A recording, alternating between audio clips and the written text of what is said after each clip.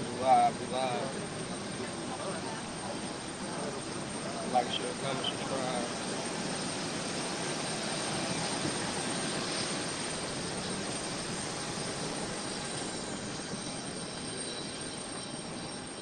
We live.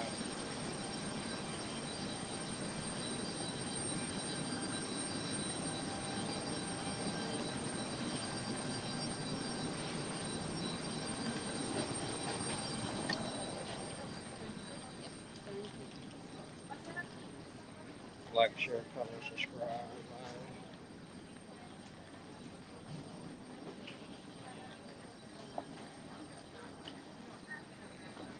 Like, share, comment, subscribe.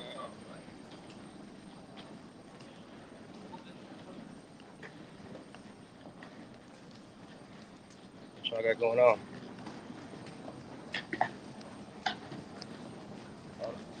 Comments.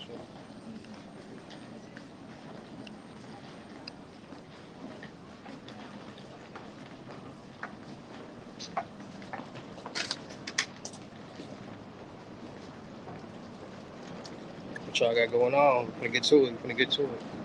I know your trapper back at home, fresh off the plane. No, we get to it.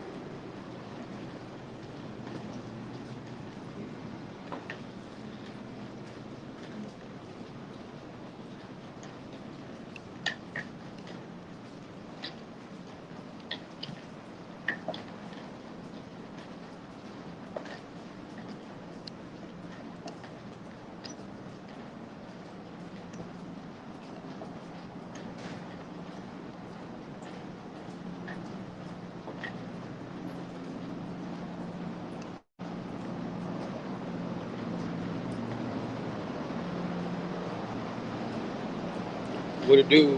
Velvet, what it do? Mommy, what it do? Do you have any time later for those questions? Did you pay?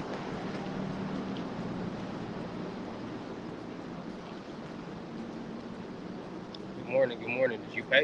You ain't pay? If you paid, listen, I'm gonna tell y'all one time only. Y'all is not the only people that I be working with. I work with hundreds of people. So if you pay me, that don't mean that you're the only person that paid me at that time or at that day. Hundreds of people pay me for all y'all. And then you got people who paying for skip the line fees, thousands of dollars. People paid me last year.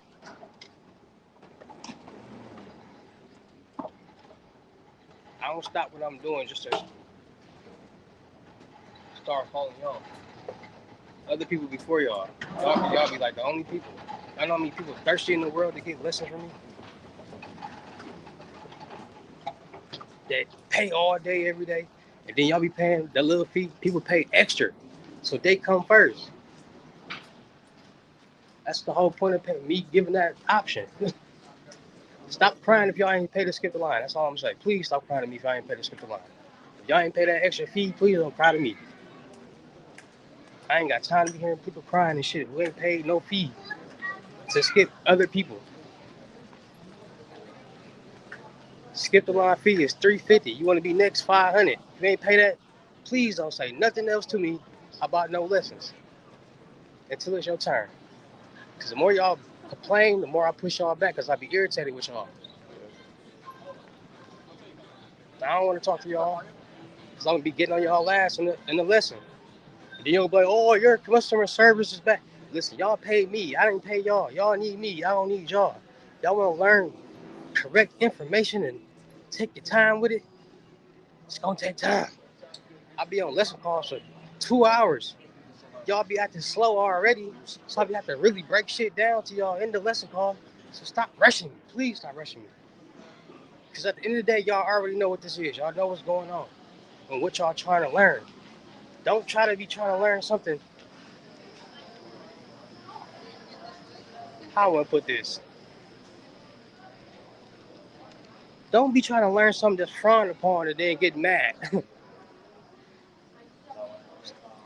Stop getting mad when people y'all trying to pay for something that y'all ain't supposed to be doing and rushing somebody. Like, it don't work like that. When you take your car and it get fixed, you don't tell them, hey, you gonna fix my car today? No, you wait till they call you and tell you that your car done. Sometimes y'all might check up and call, but hey, is the car finished or is it you been working on it? People got other people that they work with. I'm not talking to you directly. You act like you like once again. You act like you the only person that's working with me or I'm working with. What are you talking about? You're not the only person that's asking me questions. Look, now they starting to play the victim. I don't want to do that shit.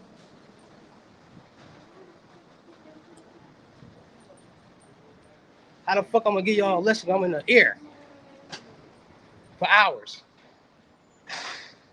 Y'all be wanting me to be a fucking robot and don't pay the fee.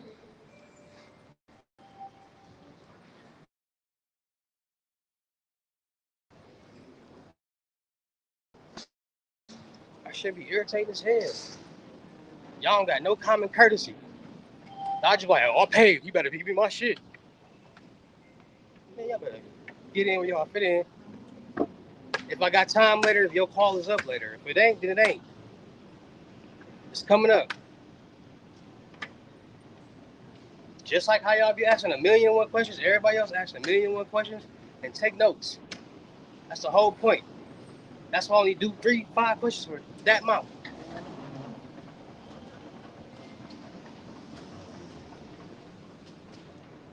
I'm not on none of y'all time. Y'all on my time.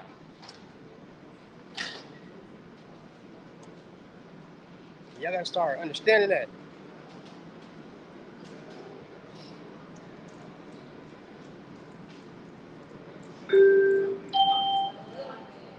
The doors are closing. This train is departing. That should be irritating. Bro, I still ain't get my cars. And neither did other people. I got a life. I got businesses. I got mentorships. So what about the people who got mentorships who pay $2,500? What y'all gonna say about that?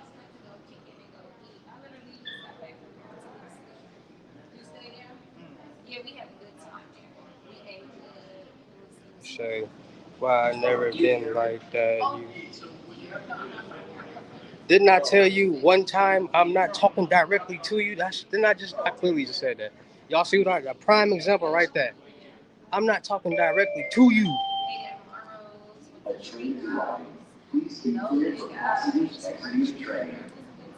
Damn, as soon as I touch down in this motherfucker, y'all on my ass. I just literally said this is a general statement. I'm not talking directly to you. I ain't even got my bags yet, and y'all on my ass.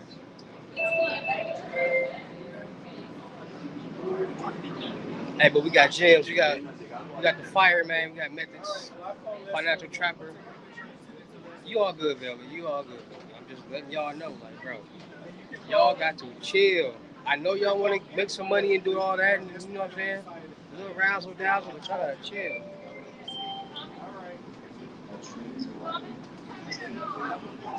I'm only one person. Like, at the end of the day, I matter first. I matter first. So my health and my all that and sanity and mental health matters first. So if I don't feel like talking for the rest of the day, I'm not gonna talk. If I don't feel like giving lessons for the rest of the day and answering questions, I'm not gonna do that. My mental health matters before all this shit. So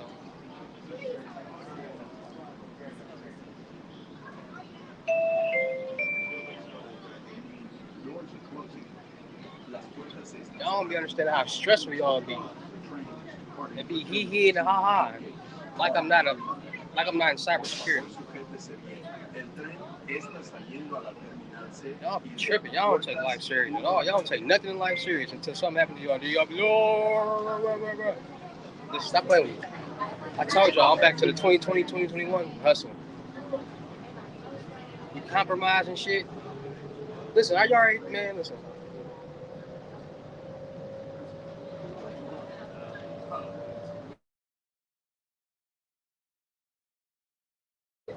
I take trips and make money.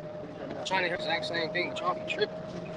Y'all be fake fans. Y'all be loving me, and then as soon as something don't go your way, oh, he a scammer. He this, he that, he did, bro. I don't be want to deal with y'all. I don't be want to work with y'all. I don't be having time for that, bro.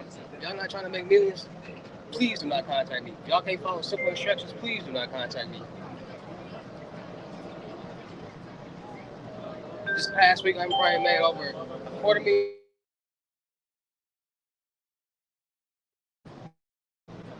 The ball is rolling. If y'all ain't been tapped in and paying attention to crypto, that's on you. I ain't got nothing to do with that.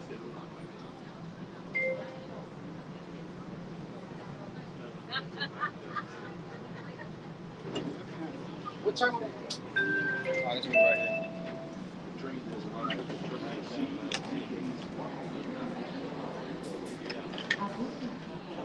Y'all be acting weird. You know what I mean? People I gotta make they first 50,000, 100,000.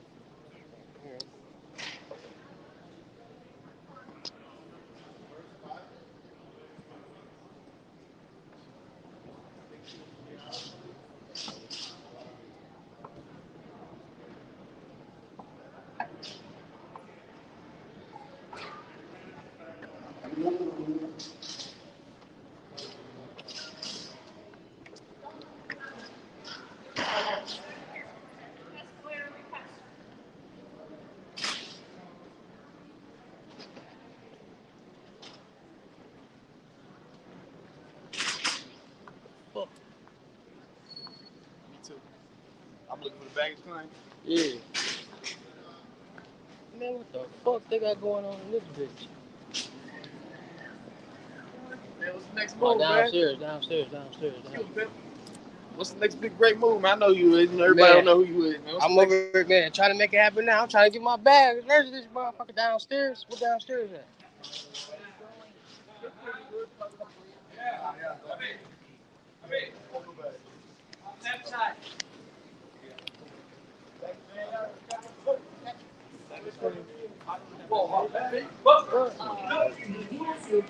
Hey, bro, we trying to find baggage claim.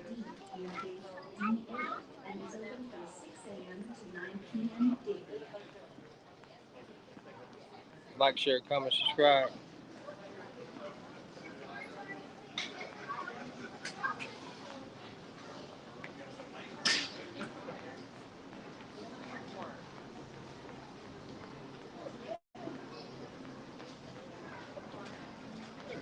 Shoot. Like, share, comment, subscribe. Like I said, Velvet, I wasn't getting on your ass. I was just letting y'all know.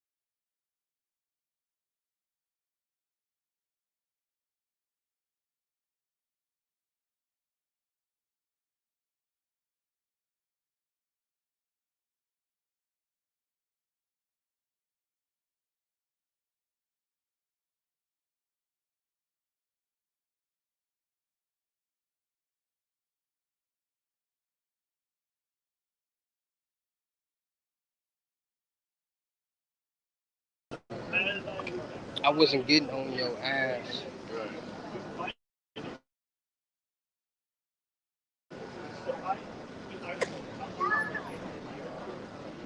I was just letting y'all.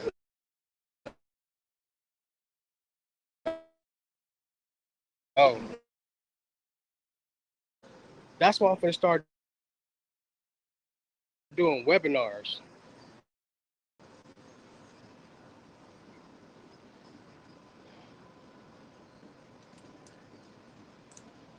I'm gonna start doing webinars so I can knock out 20 people at one time.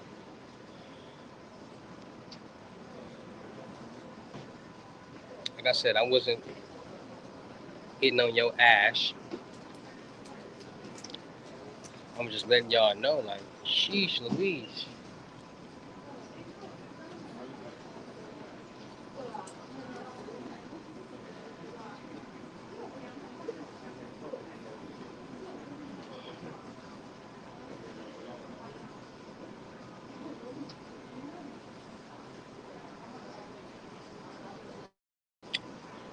The store is open. Make sure y'all tapping in, man. We got the deal for $260.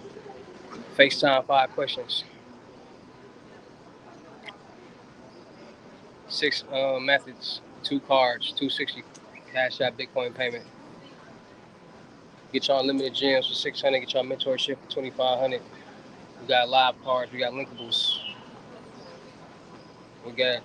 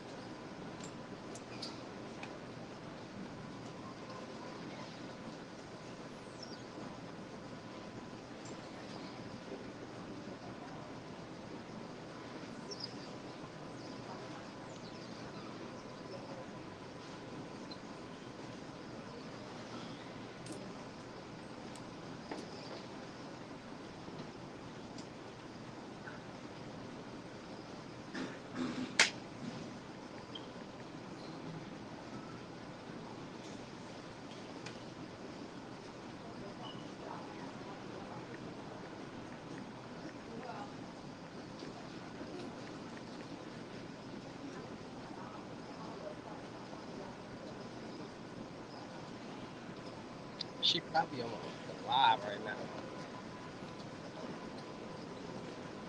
Like, share, comment, subscribe. Hold on.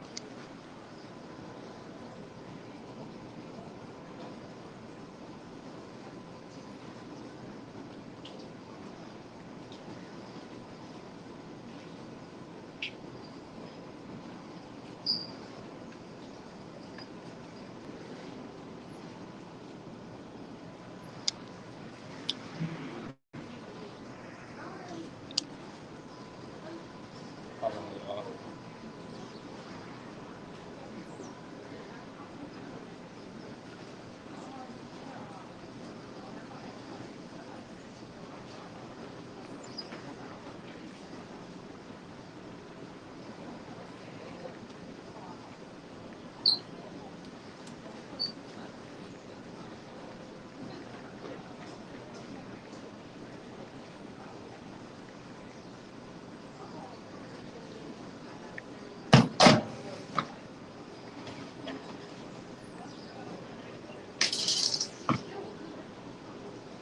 All right, like, share, comment, subscribe. We back at it. We're going to talk about credit card fraud. We're talking about account takeovers. We're talking about dark web methods.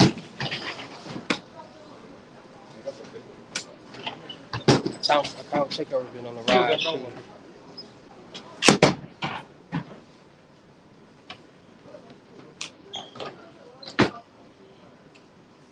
I'm ready to get to the flat and get these orders out.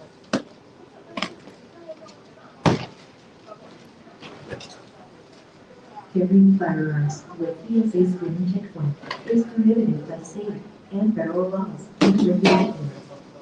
All persons are reminded to check their carry-on baggage or any other personal property before entering My the screening headphones on checkpoint. 10%.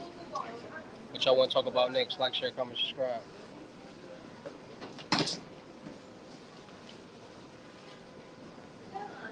Like, share, comment, subscribe. What y'all want to talk about first?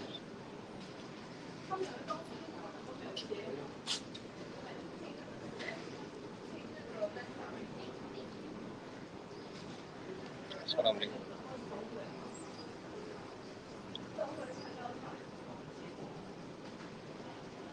I'm trying to get to the crib.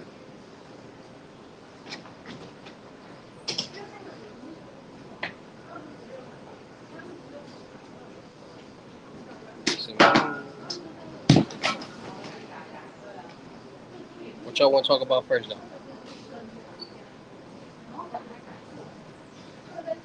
So I'm telling y'all, as soon as we get to the spin that, I'm dropping the account takeovers. Y'all want to talk about account takeovers first?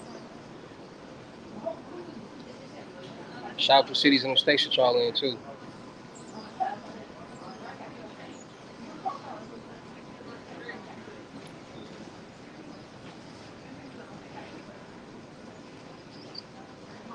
I tried to get me a little Napperton on the plane with that shit. Horrible.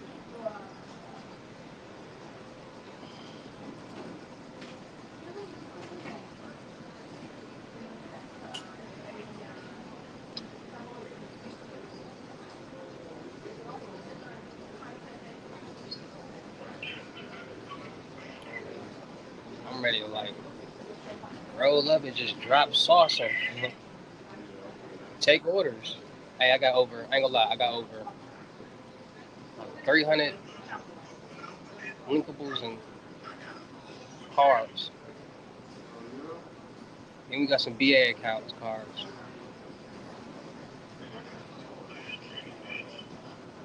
I only really do it with BA carbs. I know what BA is.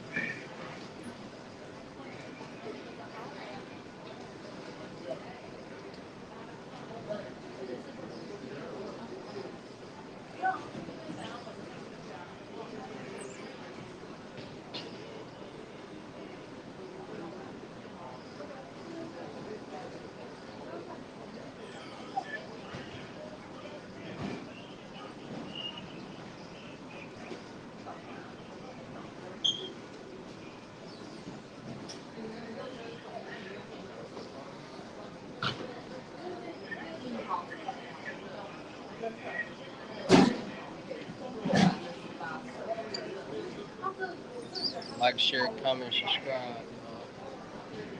It's been a long week. But guess what, though? I got some stuff for y'all.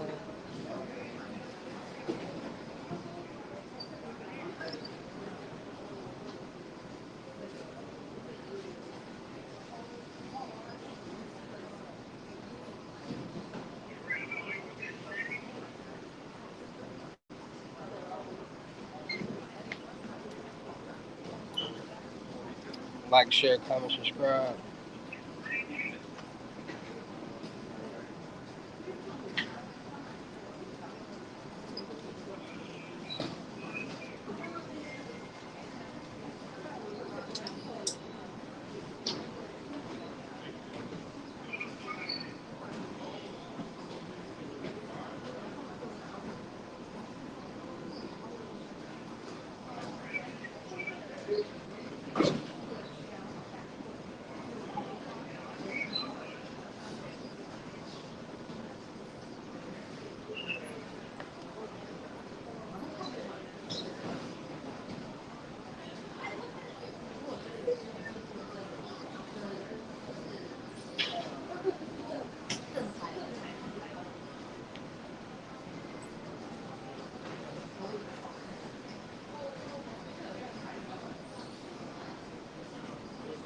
Your attention is allowed area. This time paging all confirmed ticketed passengers, flight 256, service to Bonaire.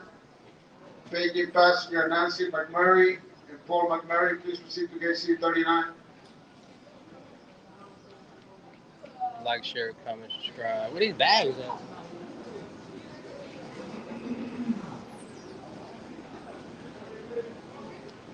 Trying to make some room. Shit, bad penny here after me and shit. Debido a la normativa de la TSA, todas las personas deben mantener el control de sus pertenencias, incluido el equipaje de mano y de bebida, para evitar transportar objetos sin su conocimiento.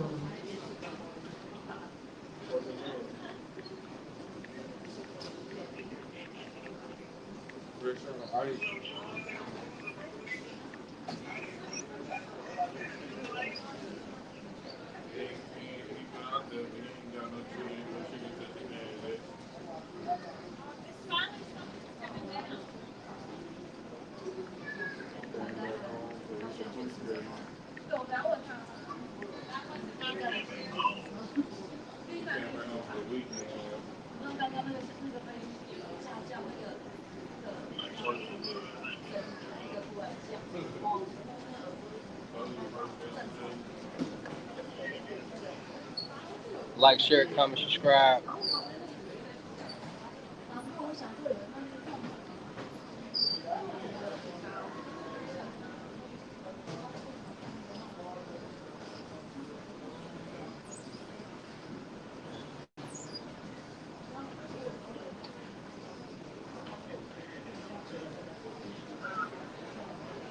Like, share, comment, subscribe. Oh yeah, make sure y'all check. What's the name of that? Hold on.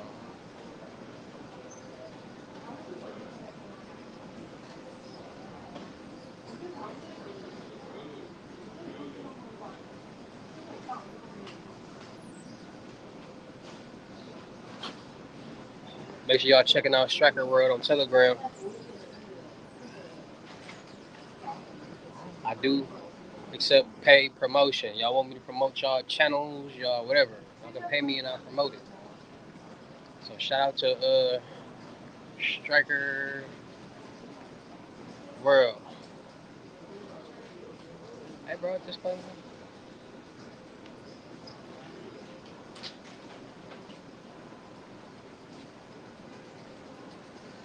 See you.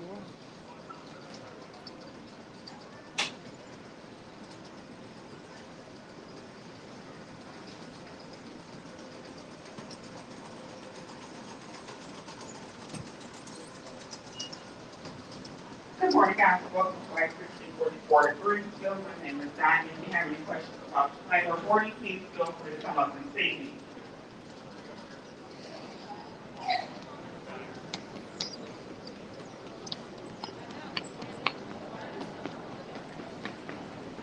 Like, share, comment, subscribe.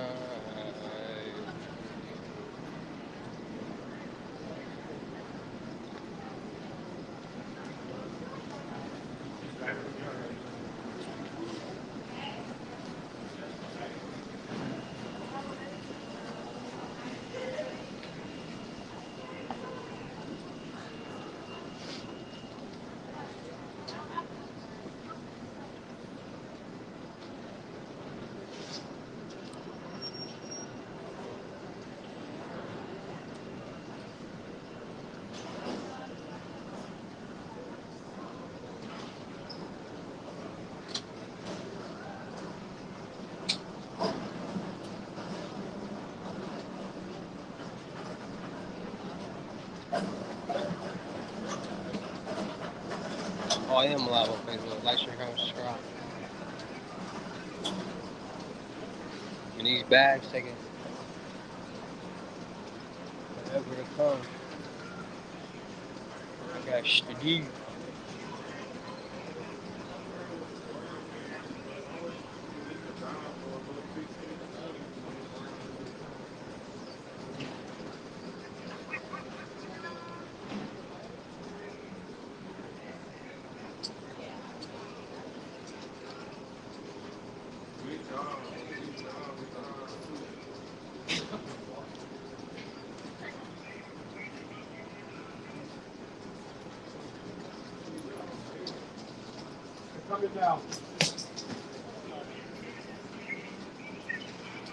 Llevar armas de fuego a través de un puesto de control de la TSA está prohibido por las leyes y reglamentos estatales y federales.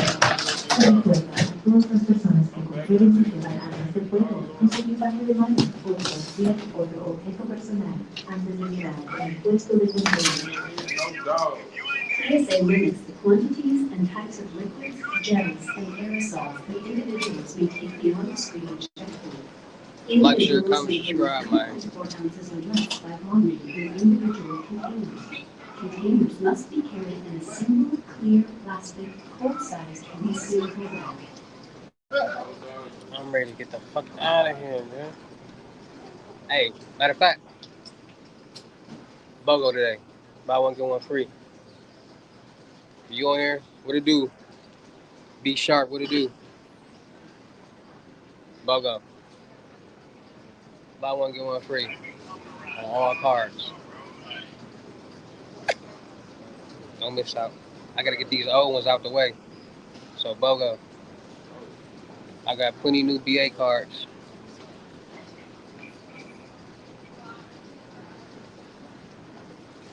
BOGO all day.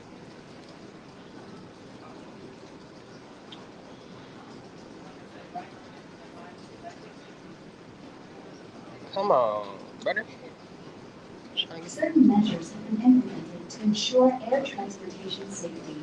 Please pay particular attention to your luggage and personal belongings.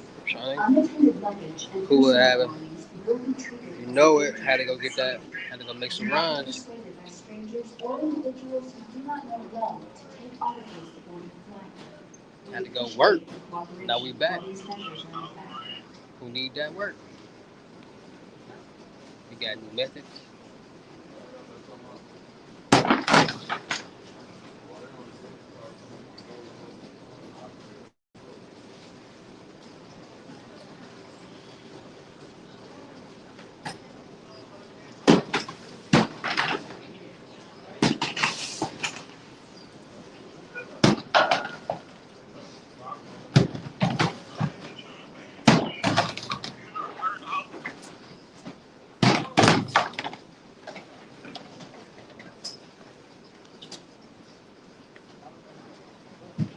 Shit, where my bag at? My turn. Like, share, comment, subscribe. Like, share, comment, subscribe. That looks like it's mine. It looks like it's my bag. My bag. Oh, yeah, that's mine. Attention in the terminal. Those of you traveling to DFW on flight 799, please keep in mind that flight is leaving out of C10. Flight 799 is leaving out of C10.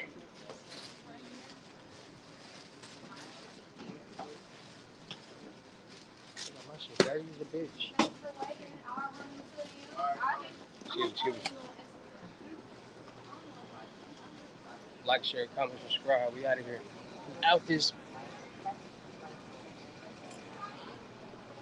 I need a terminal.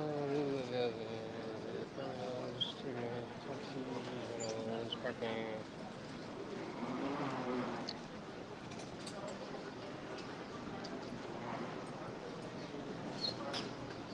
Hold on. They be whacking me.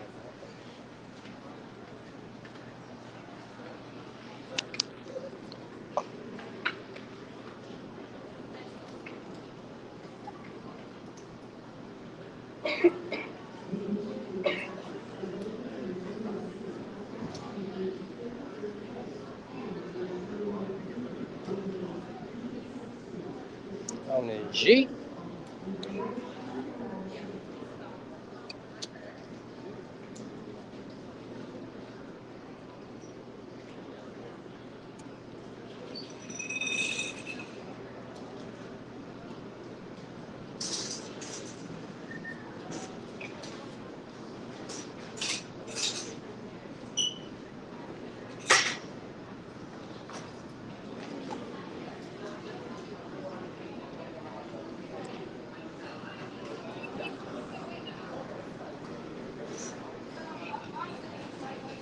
Taking firearms and keys is significant. Is prohibited by state and federal laws and regulations. All persons are entitled to take their carry-on baggage or any other personal property or firearms before entering the state of the car.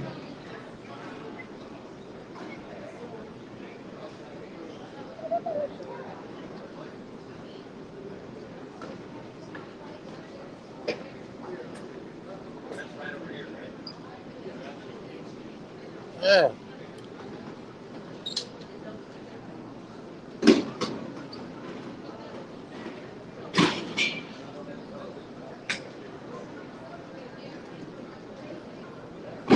Hold on, y'all.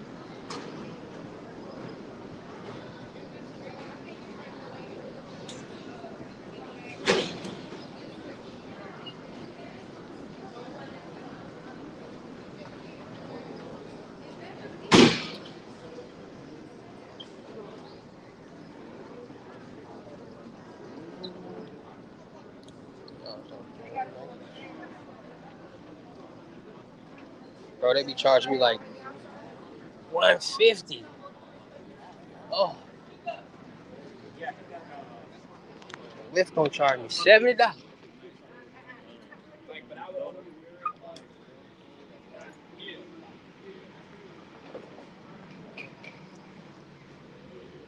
BOGO today. Y'all ain't tapping in with the BOGO. That's on y'all.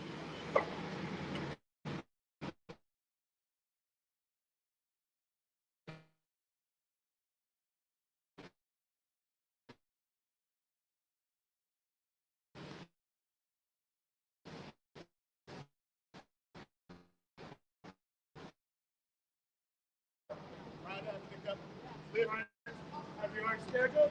No. Schedule it here. Once you've done that, right across the street, follow the sign. Thank you.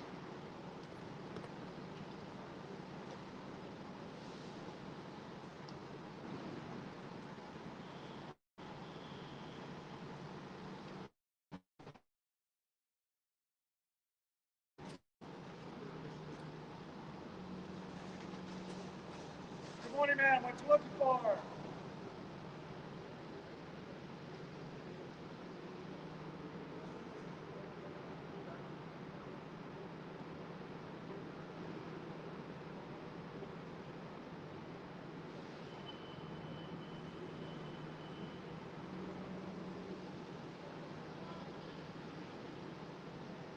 No signal.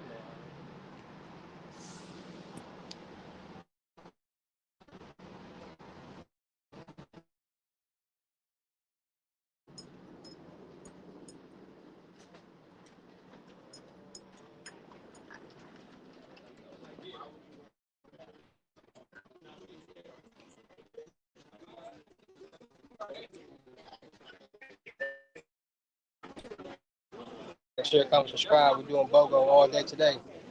Buy one, get one free. Any card.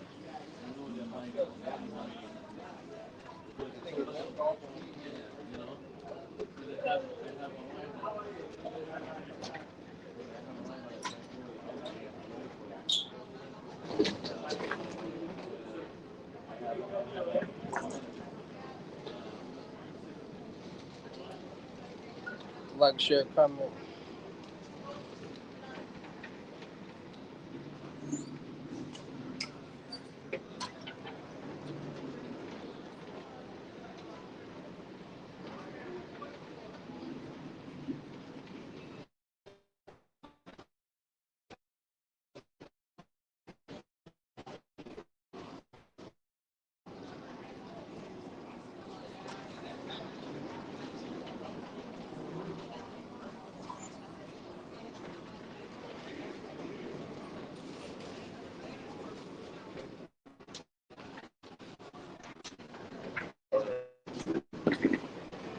Next month.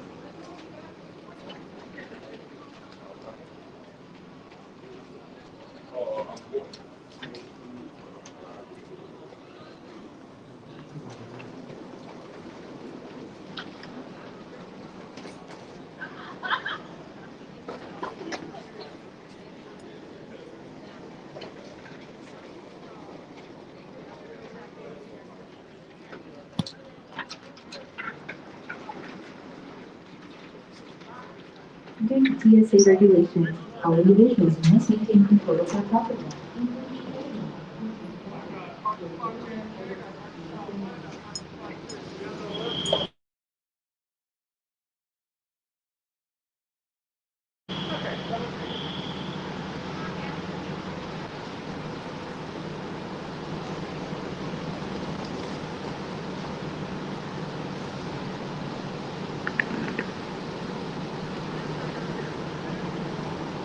Like, share, comment, subscribe.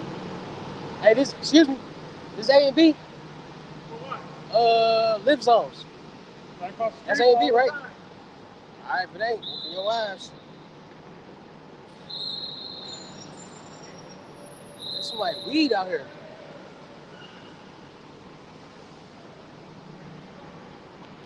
Somebody out here smoking that.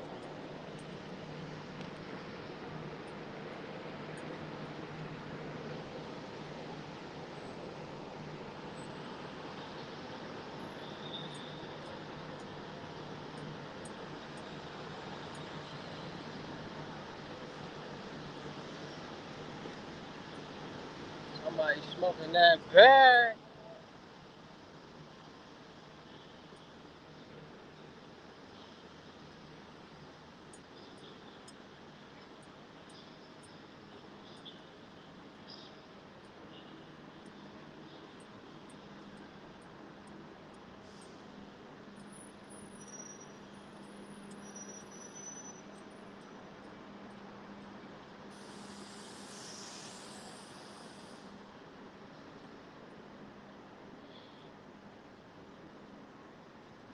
Like, share.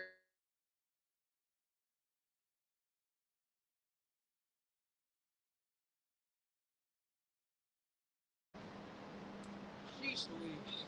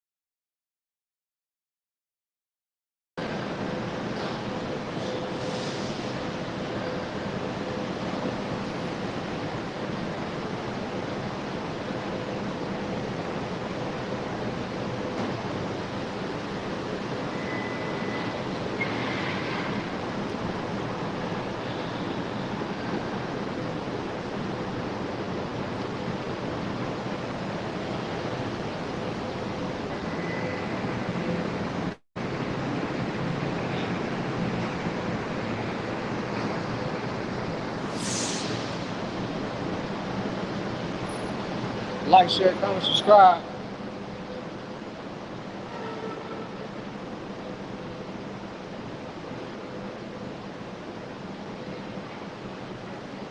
Alright. Like, share, comment, subscribe.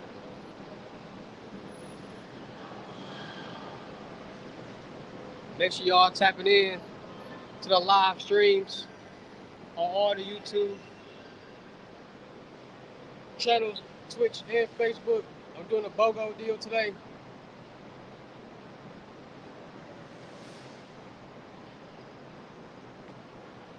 Can y'all hear me? Can y'all hear me?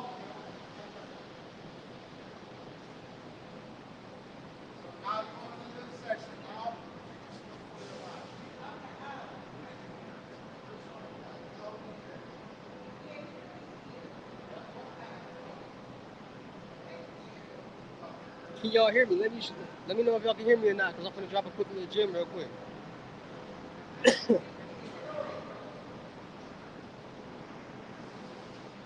Let me know if y'all can hear me. Alright, look, so bank fraud can be involved. And so I'm gonna drop down to just some jails on bank fraud for y'all, so y'all can really get the correct terminology and know what's going on. So bank fraud can involve unauthorized withdrawals, suspicious charges, or new accounts you don't open. Here's how to report frauds. So people open up bank accounts and everything's in other people's names with the banks. That's bank fraud. So it's a lot of different bank fraud going on right now. So you got account takeovers, ATOs, where criminals gain access to the victim's account, and phishing is where uses fake emails or calls to trick people into revealing sensitive information. You got other types involving manipulating checks or cards, creating fake identities, to open fraudulent accounts, synthetic identity fraud, and using deceptive tactics to get loans, loan fraud, or laundering money.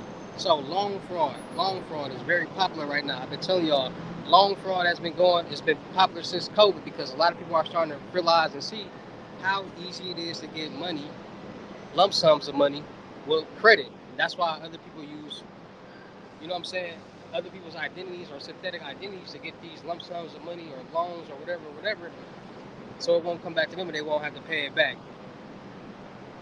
So we're going to be talking about a lot today, from bank fraud, ATO, account takeover, credit card fraud, synthetic identity fraud. We're going to be talking about so much today in the live. So make sure y'all tap in, make sure y'all subscribe, hit the notification bell so y'all won't miss out on nothing. Anybody, everybody that's in the chat, make sure y'all checking out the BOGO deal I got on cars today. And let's get it in.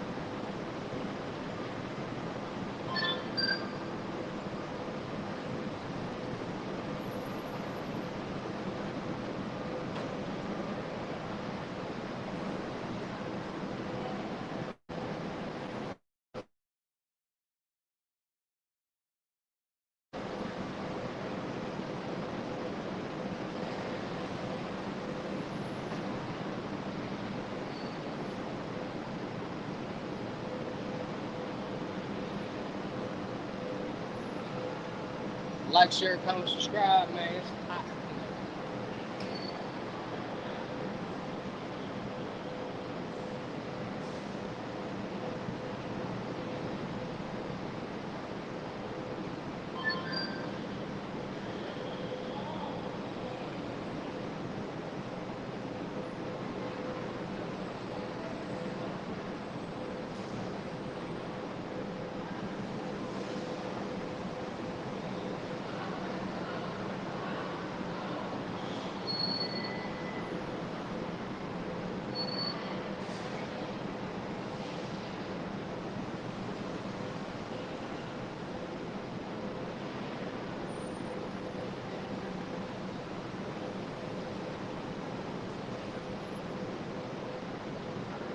I'm looking for Uber and Lyft drivers too.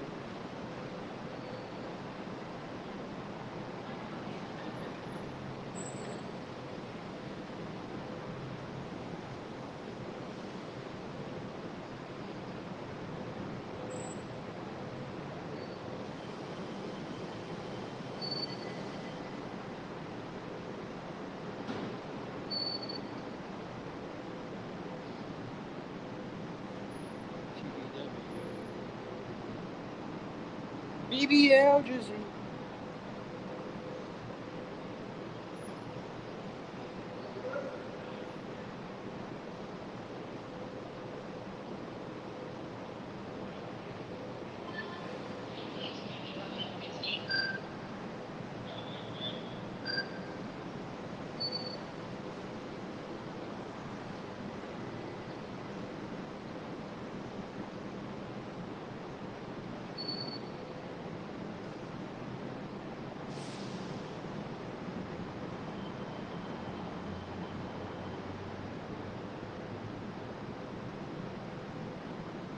Like, share, comment, subscribe, my people.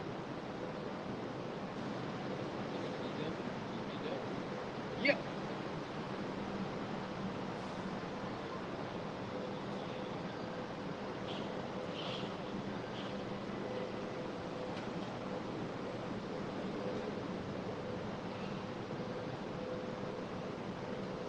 I got it, bro.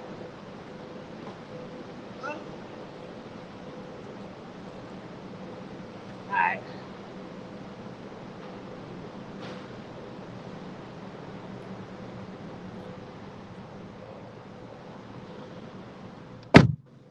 Oh, my back.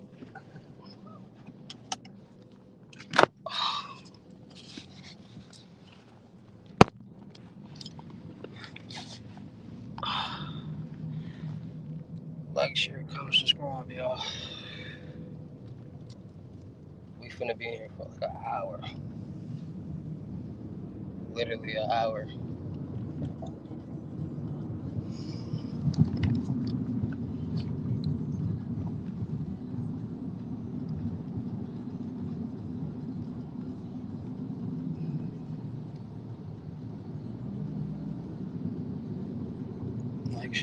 comment, subscribe, y'all.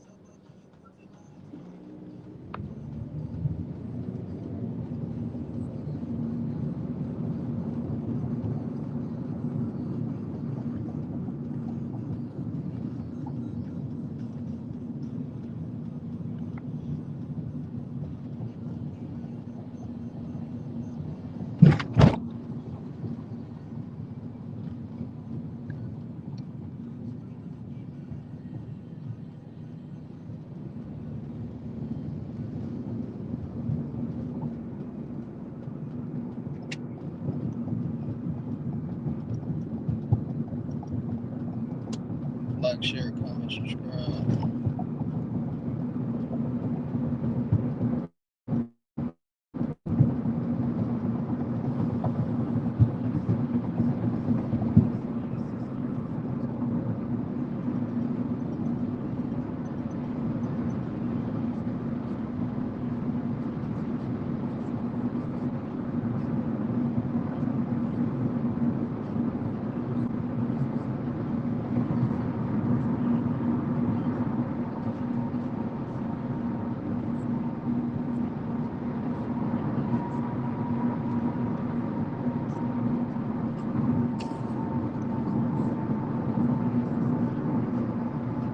Like, share, comment, subscribe.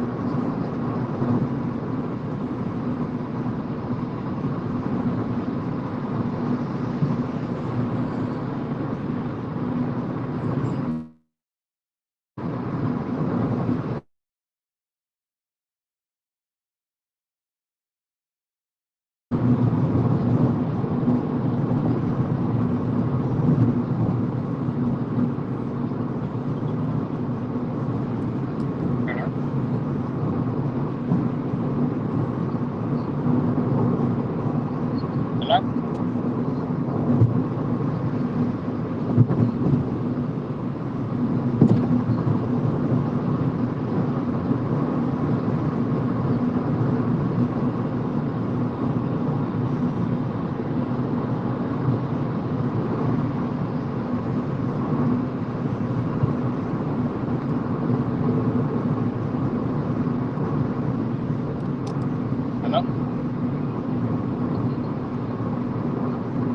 Hello?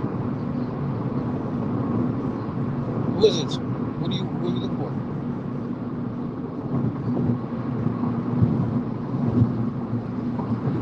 You calling me for a whole, you calling me from a whole different number? What are you talking about? I'm sorry, what? Man, I don't got time. That's the bullshit I'm talking about. I know voice, my nigga. I'm not sure you just calling my phone. And then you get mad like I'm wrong. You talking about, what are you doing? Like, come on.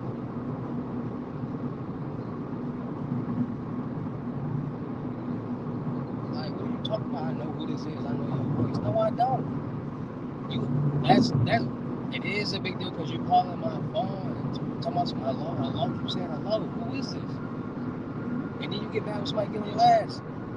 Like they the one tripping. All you got to say was was. You calling from random numbers, my nigga.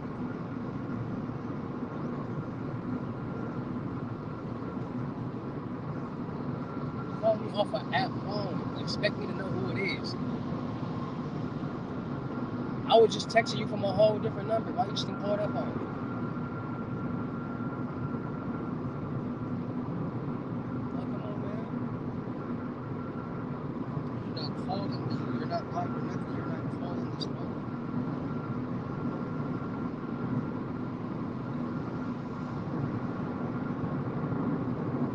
Then you gotta take me off block.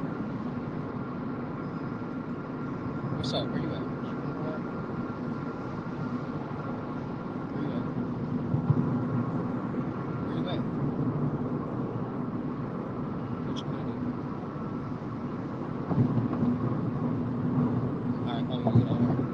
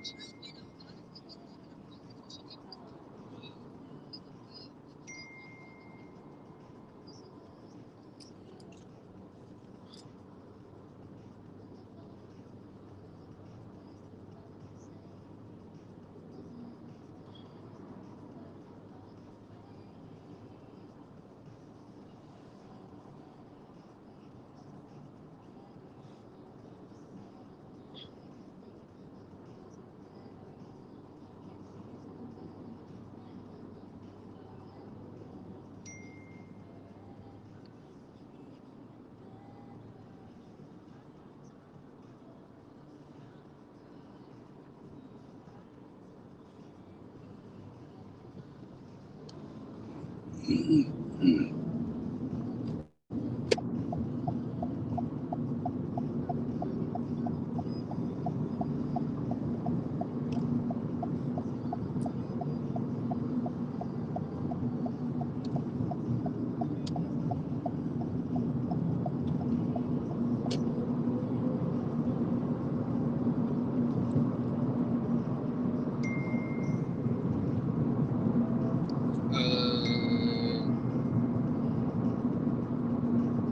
in with me, I get them free.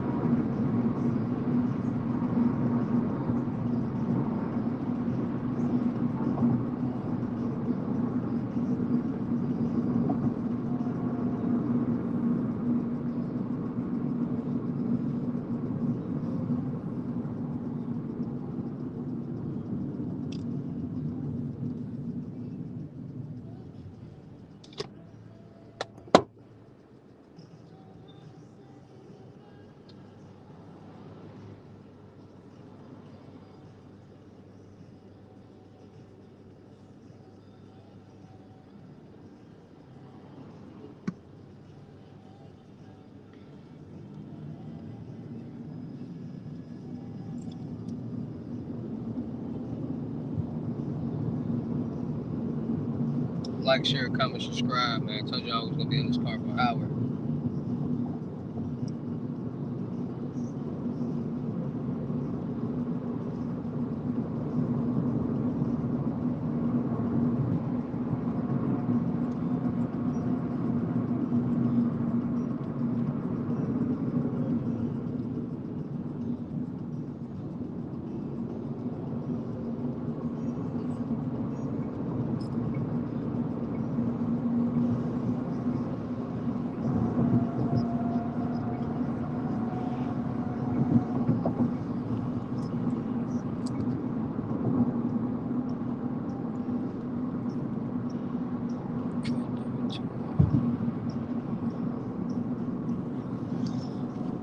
My site.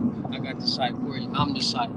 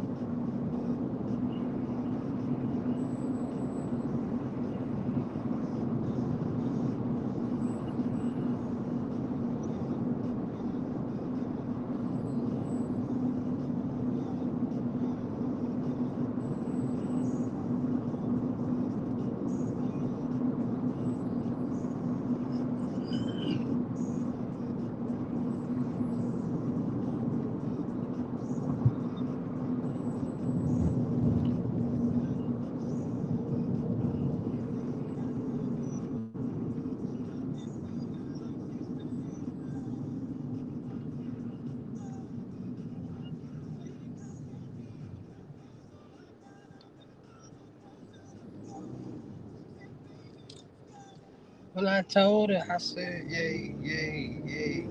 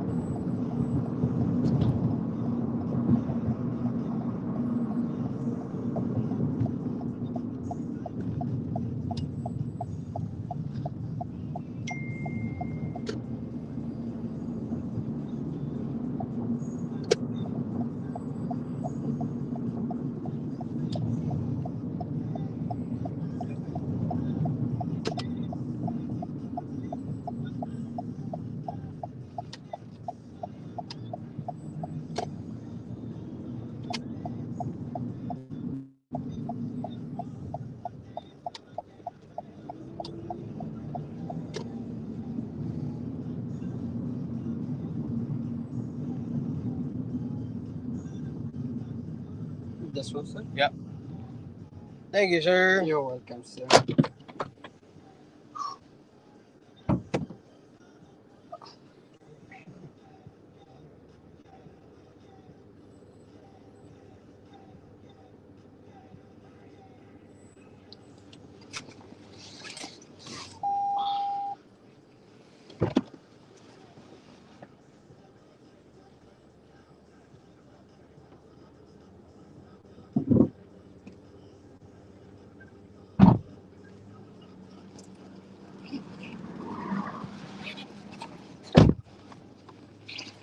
Oh, shit.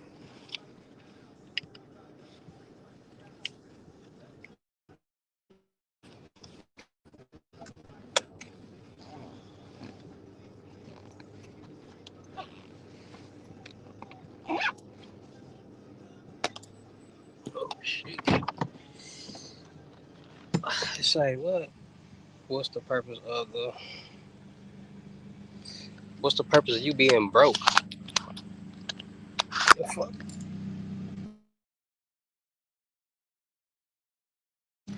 Broke ass nigga. Poor ass.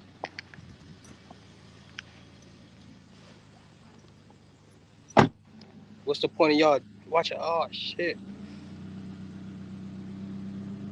What's the point of y'all watching everybody else live just to watch them talking and dick suck them? The fuck? Your lame ass off my live, damn pussy. Your poor ass.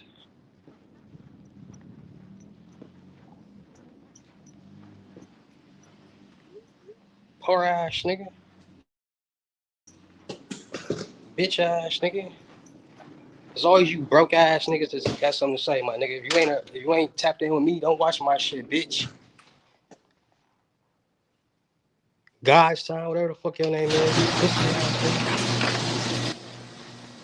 Poor ass nigga.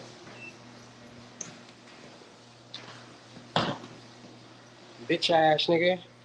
That's the point of the live, nigga. So I can teach your bitch poor ass how to get some money like this so you can live like this. Pussy ass nigga. Pussy poor ass bitch nigga or bitch ass bitch. You $2 ass nigga. $2 ass bitch. You a $2 hoe.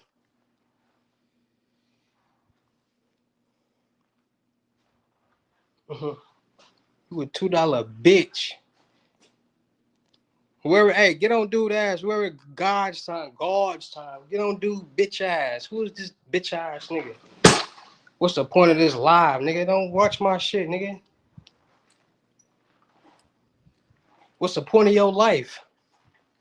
And you ain't doing shit in it, broke ass nigga.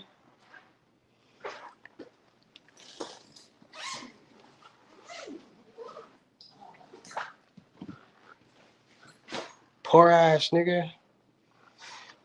What's the purpose of purpose of you having a pussy? What's the purpose of you being broke? And a fanned out ass nigga who ain't got nothing going on in life. Who stay in their mama basement. Hoe ass nigga. Lame ass nigga. You the type of nigga that got a type of nigga or bitch who be penny pitching. Just the purpose of this lie to let you know how lame you is, lame ass nigga or bitch.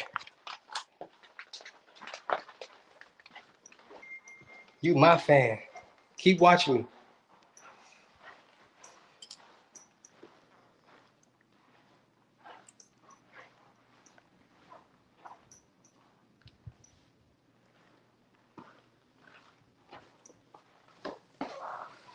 Pussy boy.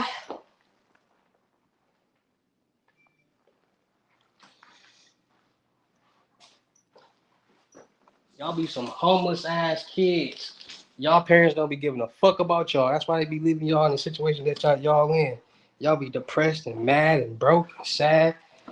Think somebody supposed to give y'all something. Y'all little dumb broke ass off my live, man.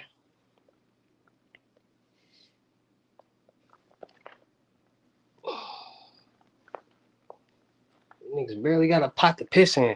Always got something to say. And be broke as a bitch. Dusty as a bitch. Why do the most dustiest, broke ass niggas and bitches always got the dumbest shit to say? Be on some pure broke hating ass shit. What's the purpose of this live? Nigga, go watch somebody else live. Bitch. Y'all watch all the other niggas live and just be stargazing in their motherfucking face and don't be giving y'all no motherfucking gems, no motherfucking sauce. Fanned out ass niggas and bitches. Nigga, I'm coming home from a business trip making 100. You ain't never seen $100. Pussy internet tough bitch. Listen, my nigga.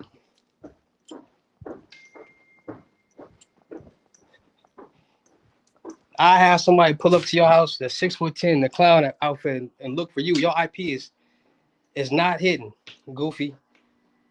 So you talking all that, but I can pop up to where you at right now and have a clown 6'10" asking for you. Stupid. Turn up your location. Dumb. Tough guy.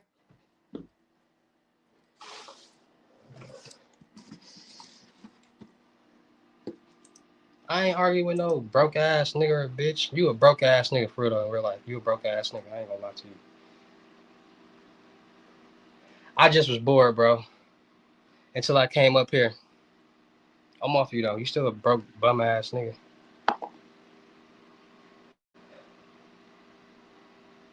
I broke bitch ass. Let me go turn on this AC.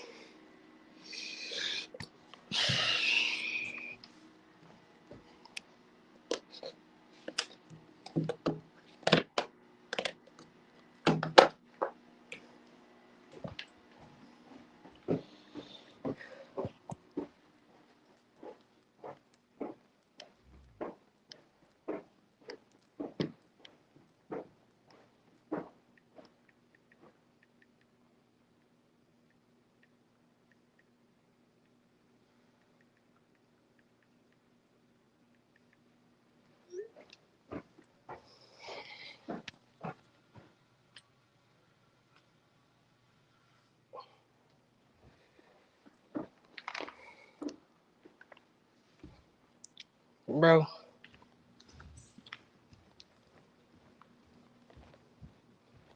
Your life does not matter right now. You on my live mad at me. Look how stupid you look. You came on my live to get mad at me. But I know where you at because your IP is not your IP is not hidden in your location on. So who cares? Who really cares? You or me? You the nigga without no money.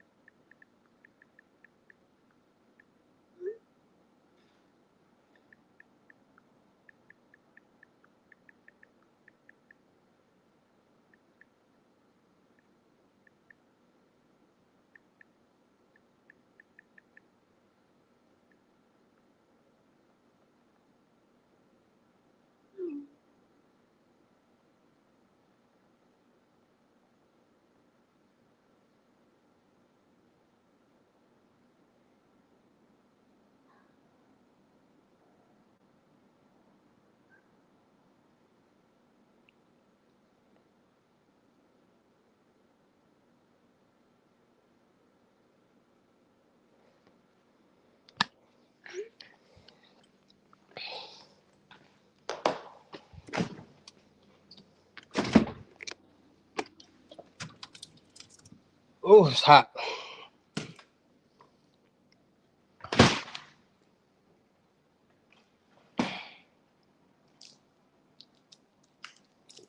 Go around like a rat.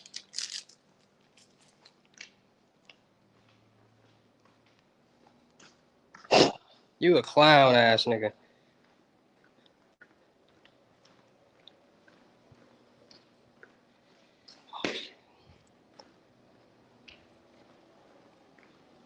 I'm not arguing with nobody who stay in their mama basement who barely got $10. You know how it's plugs and workers in the world? You classified as a worker.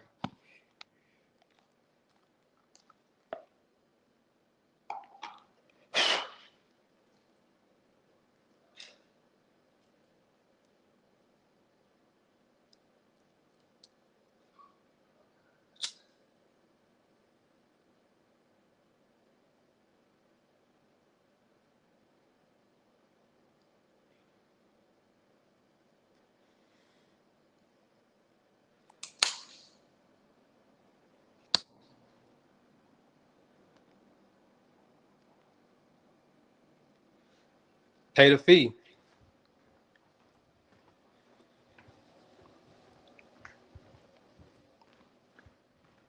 You ain't trying to pay the fee, there ain't shit gonna happen for free.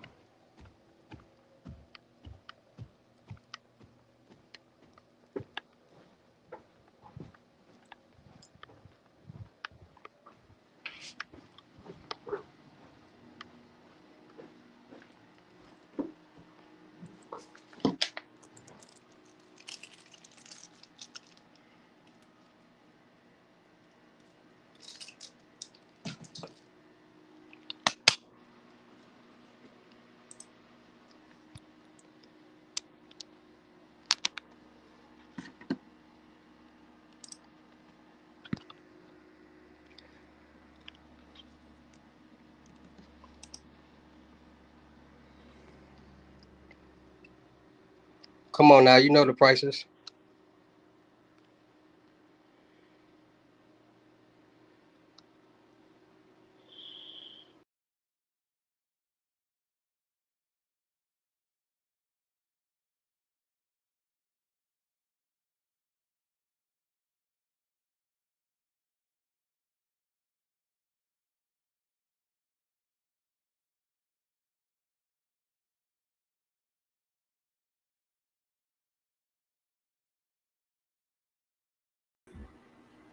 Y'all know the prices, man. Links in the description.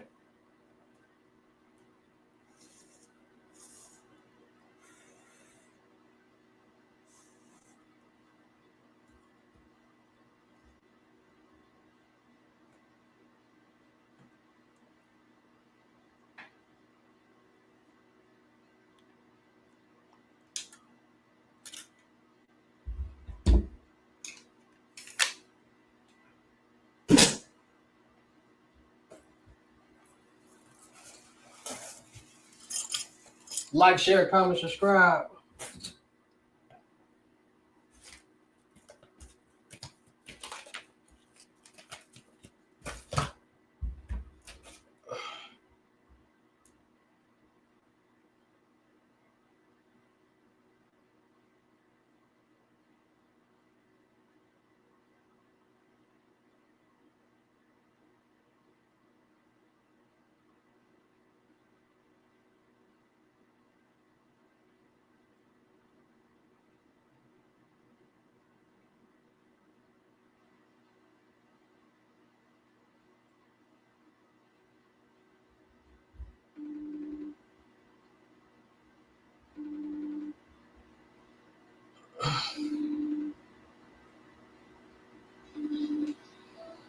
What you talking about? Ah, shit. How I try to play you because I asked a question. And how you gonna get mad at me because you never told me something and get mad like you did tell me something? That'd be that weird shit I be talking about. My nigga, how the fuck? Last time I talked to you, you was outside a country ass house outside on the phone. You ain't never tell me you was moving into no house or no shit like that. So how you gonna get mad at me? I thought I told you that. Oh, Damn. nigga. Yeah, that's what I was doing all day yesterday. Like I'm supposed to know Shit up that in shit. that house. You ain't say shit about you moving into no house or no shit like that. You been texting me talking about something. It's almost time. It's almost time. What are you talking about? Shit don't be making sense with y'all ladies. Oh, don't put me in that category. How come? You got a Cause I vagina, don't know don't what you? them other ladies got going on. You I got just a- don't be communicating, I guess. My bad. I should have told you that. Like, I was asking, you ain't got $40? I'm finna get it. You good? I'm finna get it. I'm finna tell you when to order the Uber. Like, damn. You ain't got So I'm finna have her come pick him up. So you ain't even, how you listen. First you was ready, you been ready all day. Now you ain't ready. Now you, like, what's up? I've been ready, like ready to get up. But then whenever you text me, I'm like, okay, fuck it. I'm gonna just have him get picked up by the babysitter and she gonna drop him off to my dad's later on. So I'm gonna just be over there with you. So I don't have to be worried about him. That's what it is. Where, Cause he don't got school on Monday. You said what? I said, cause he don't have school on Monday. Okay, so why the fuck y'all just couldn't come over here and make it easy? Huh? You making it difficult. I told you both of y'all can come over here. I know. So now you're just doing all this extra ass shit. We had a whole plan. Wow, like what? I'm confused. Like, what do y'all really be on? Like, let me know what y'all be on. Like, what be going through females' minds? That shit, I don't know what be going through them whole mind, but we be going through this lady mind right here. I just be trying to make sure he's good. I don't like to put him in unnecessary shit. It's my first time meeting you. He don't meet other niggas. He ain't never met no nigga. He don't even be around his daddy. That's all it is.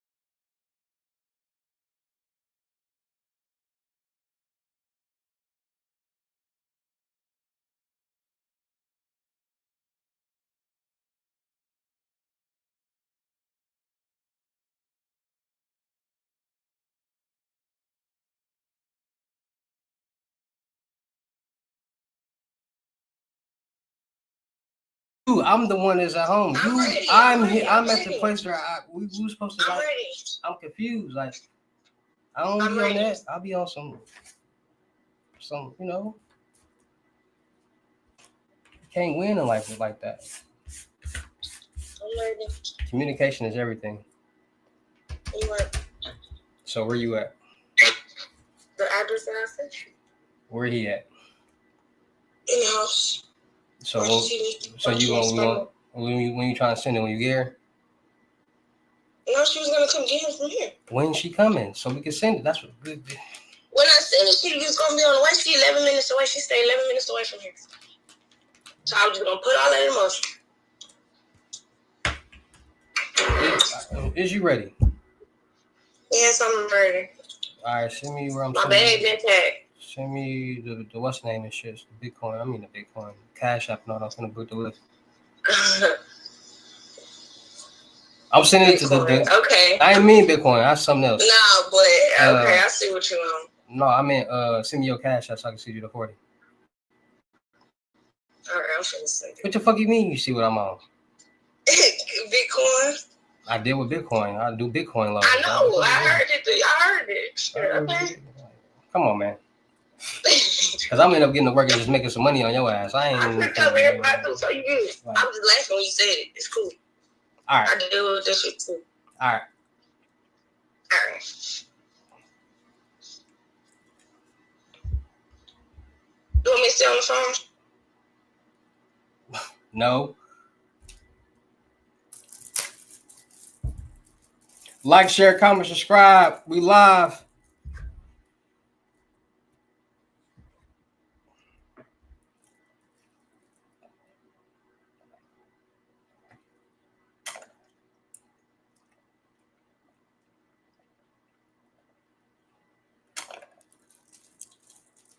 Like, share, comment, subscribe.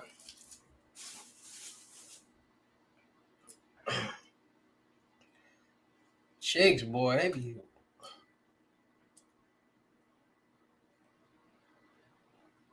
waste of time.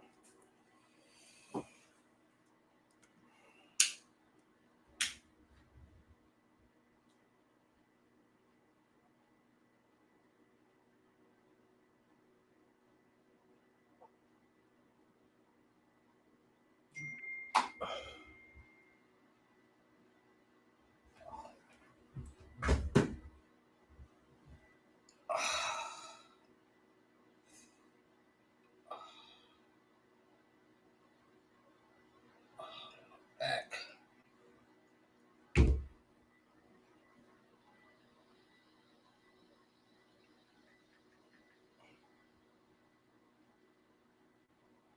These hoes be stupid. Just like the other stupid bitch. Like,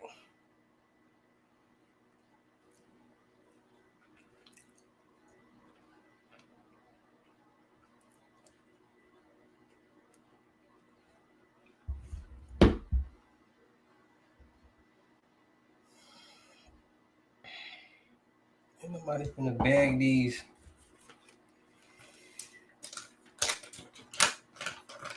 Roll me up real quick, man. Stupid. Stupid dude. Oh.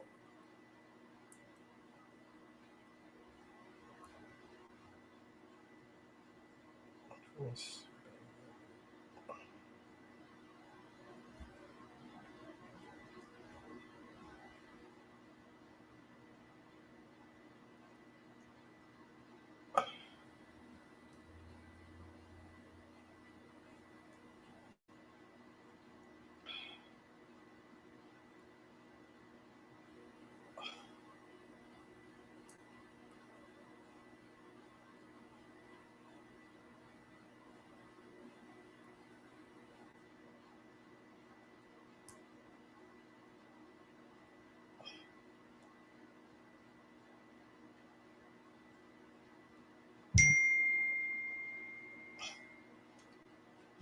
Apple Pay. What? My nigga. What?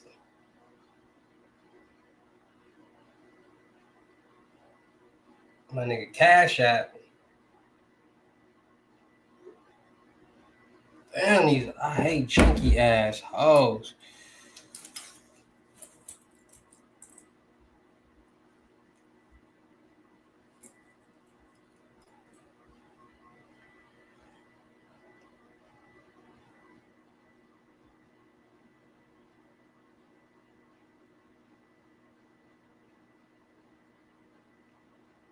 I don't want the bitch to come over no more.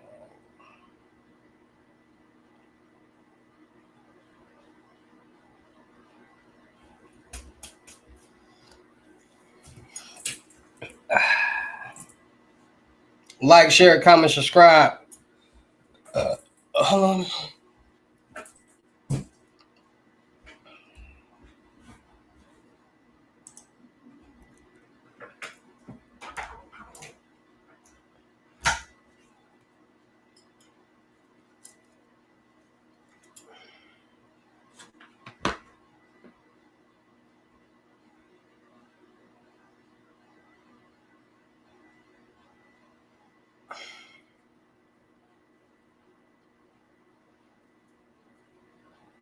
Like, share, comment, subscribe.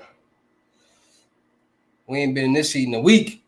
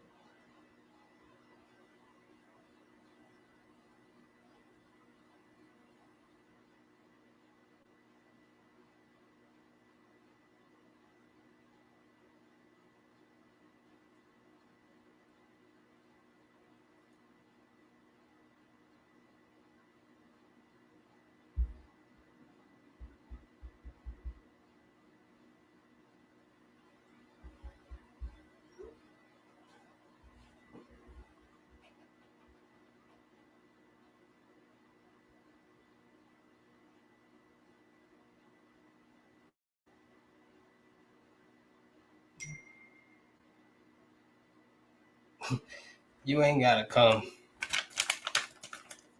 Have somebody else come.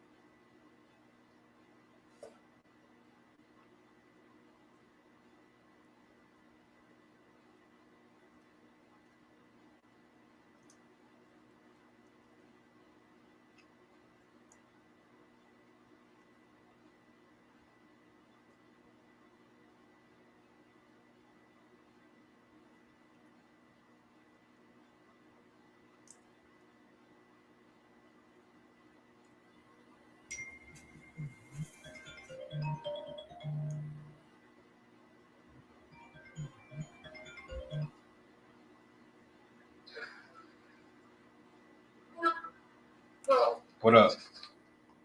Yeah, what you saying you're going to? You can wait. Okay.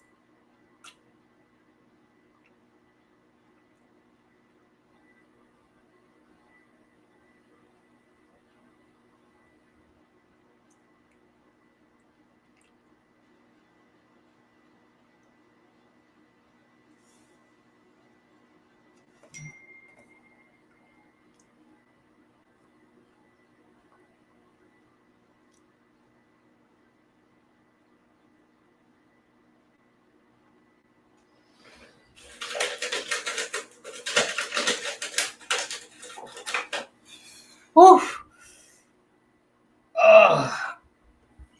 Man, I had a my SI joint and sciatic nerve in my back been messing up, man. I've been out for the count, but now we back.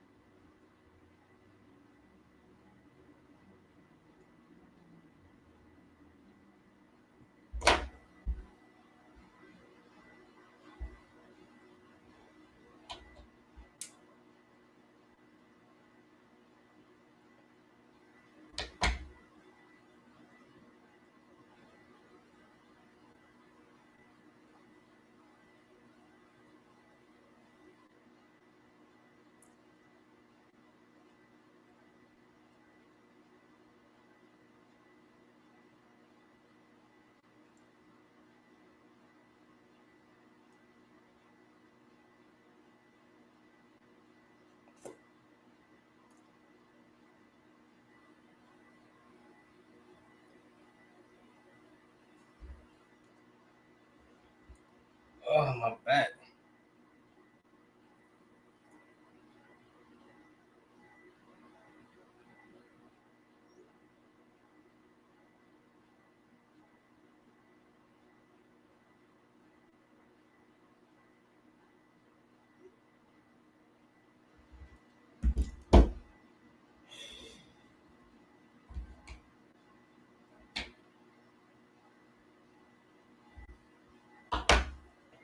Time is it?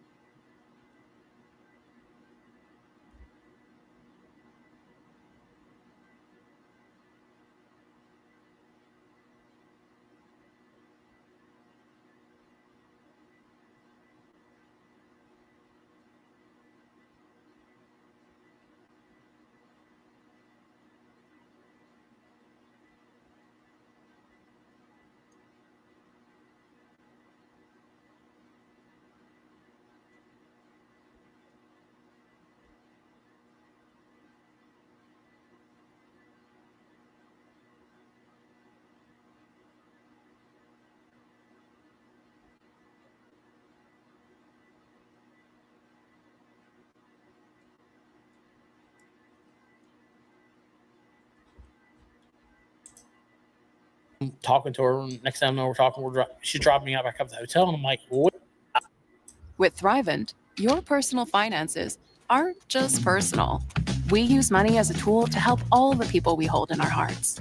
Because the most important thing isn't what you're planning for, it's who. Thrivent, where money means more. What up, My name's Cameron Salo. I'm Dylan Salo, and we're currently attending NLC Idaho campus. I actually was doing gas piping, just a different trade, and the journeyman I worked with, his dad was a lineman, and we'd drive by here every day, and he'd always have a cool story about line work, so that's what got me into it. Got out of high school, was already working a little bit, went to maybe a semester at BSU, decided that really wasn't for me. I wasn't quite prepared for that. Kind of worked odd jobs, been through a handful in the last 10 years, and looking to have a solid career, something that there's endless possibility. Just being local, you kind of hear about NLC, you see the yard, people training everything, linemen out working, so got me into the trade.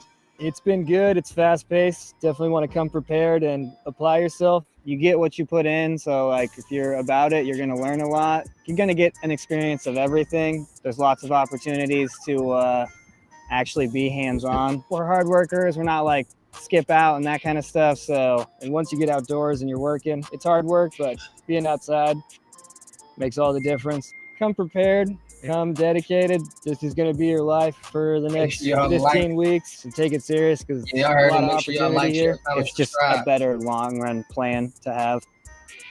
Make sure y'all subscribe too for the Shino Trophy boy.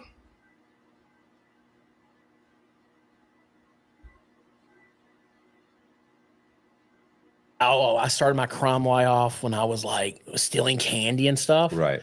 Like mine came from a Christian bookstore. Okay.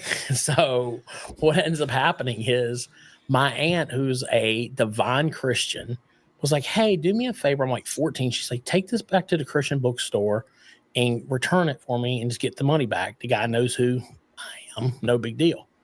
So I'm like, I go do it, and I go return and get her the money back and everything. And then like a couple weeks later, I noticed at Dollar General, I'm like 14, I'm out walking around with my friends. I see the same books in the Dollar General store and then is in the Christian bookstore. So I'm like, wait, these are only $1 here, but they're $30 there. So I went and bought 4 of them, went and returned them at the Christian bookstore and got the money back. Right. And that's what she was doing too? No, I was doing it. I thought you figured out that that's what she was doing. No. She was returning a book. She's asked me to return a book for her. You're going to run down and return a book for her. And I'm like, I started figuring out like, oh, I could just scheme and scam this way. Right. And how old were you? I was like 14. Okay. So now I'm like gathering up all my friends and like, we're like plotting and we're like going to like Books A Million. And we're like doing this, like, we did this for like a year. Like, right. So I had like a whole organization of like scamming using my friends to go to bookstores and start scamming people. Did they ever figure that out? Like eventually they were like, how many times are you going to return this book? Yeah. And I was like, I don't know. Then eventually they started giving us like gift cards. So they're no good at that point. You know what I mean? So you're not buying a lot at the Christian bookstore. Yeah, exactly.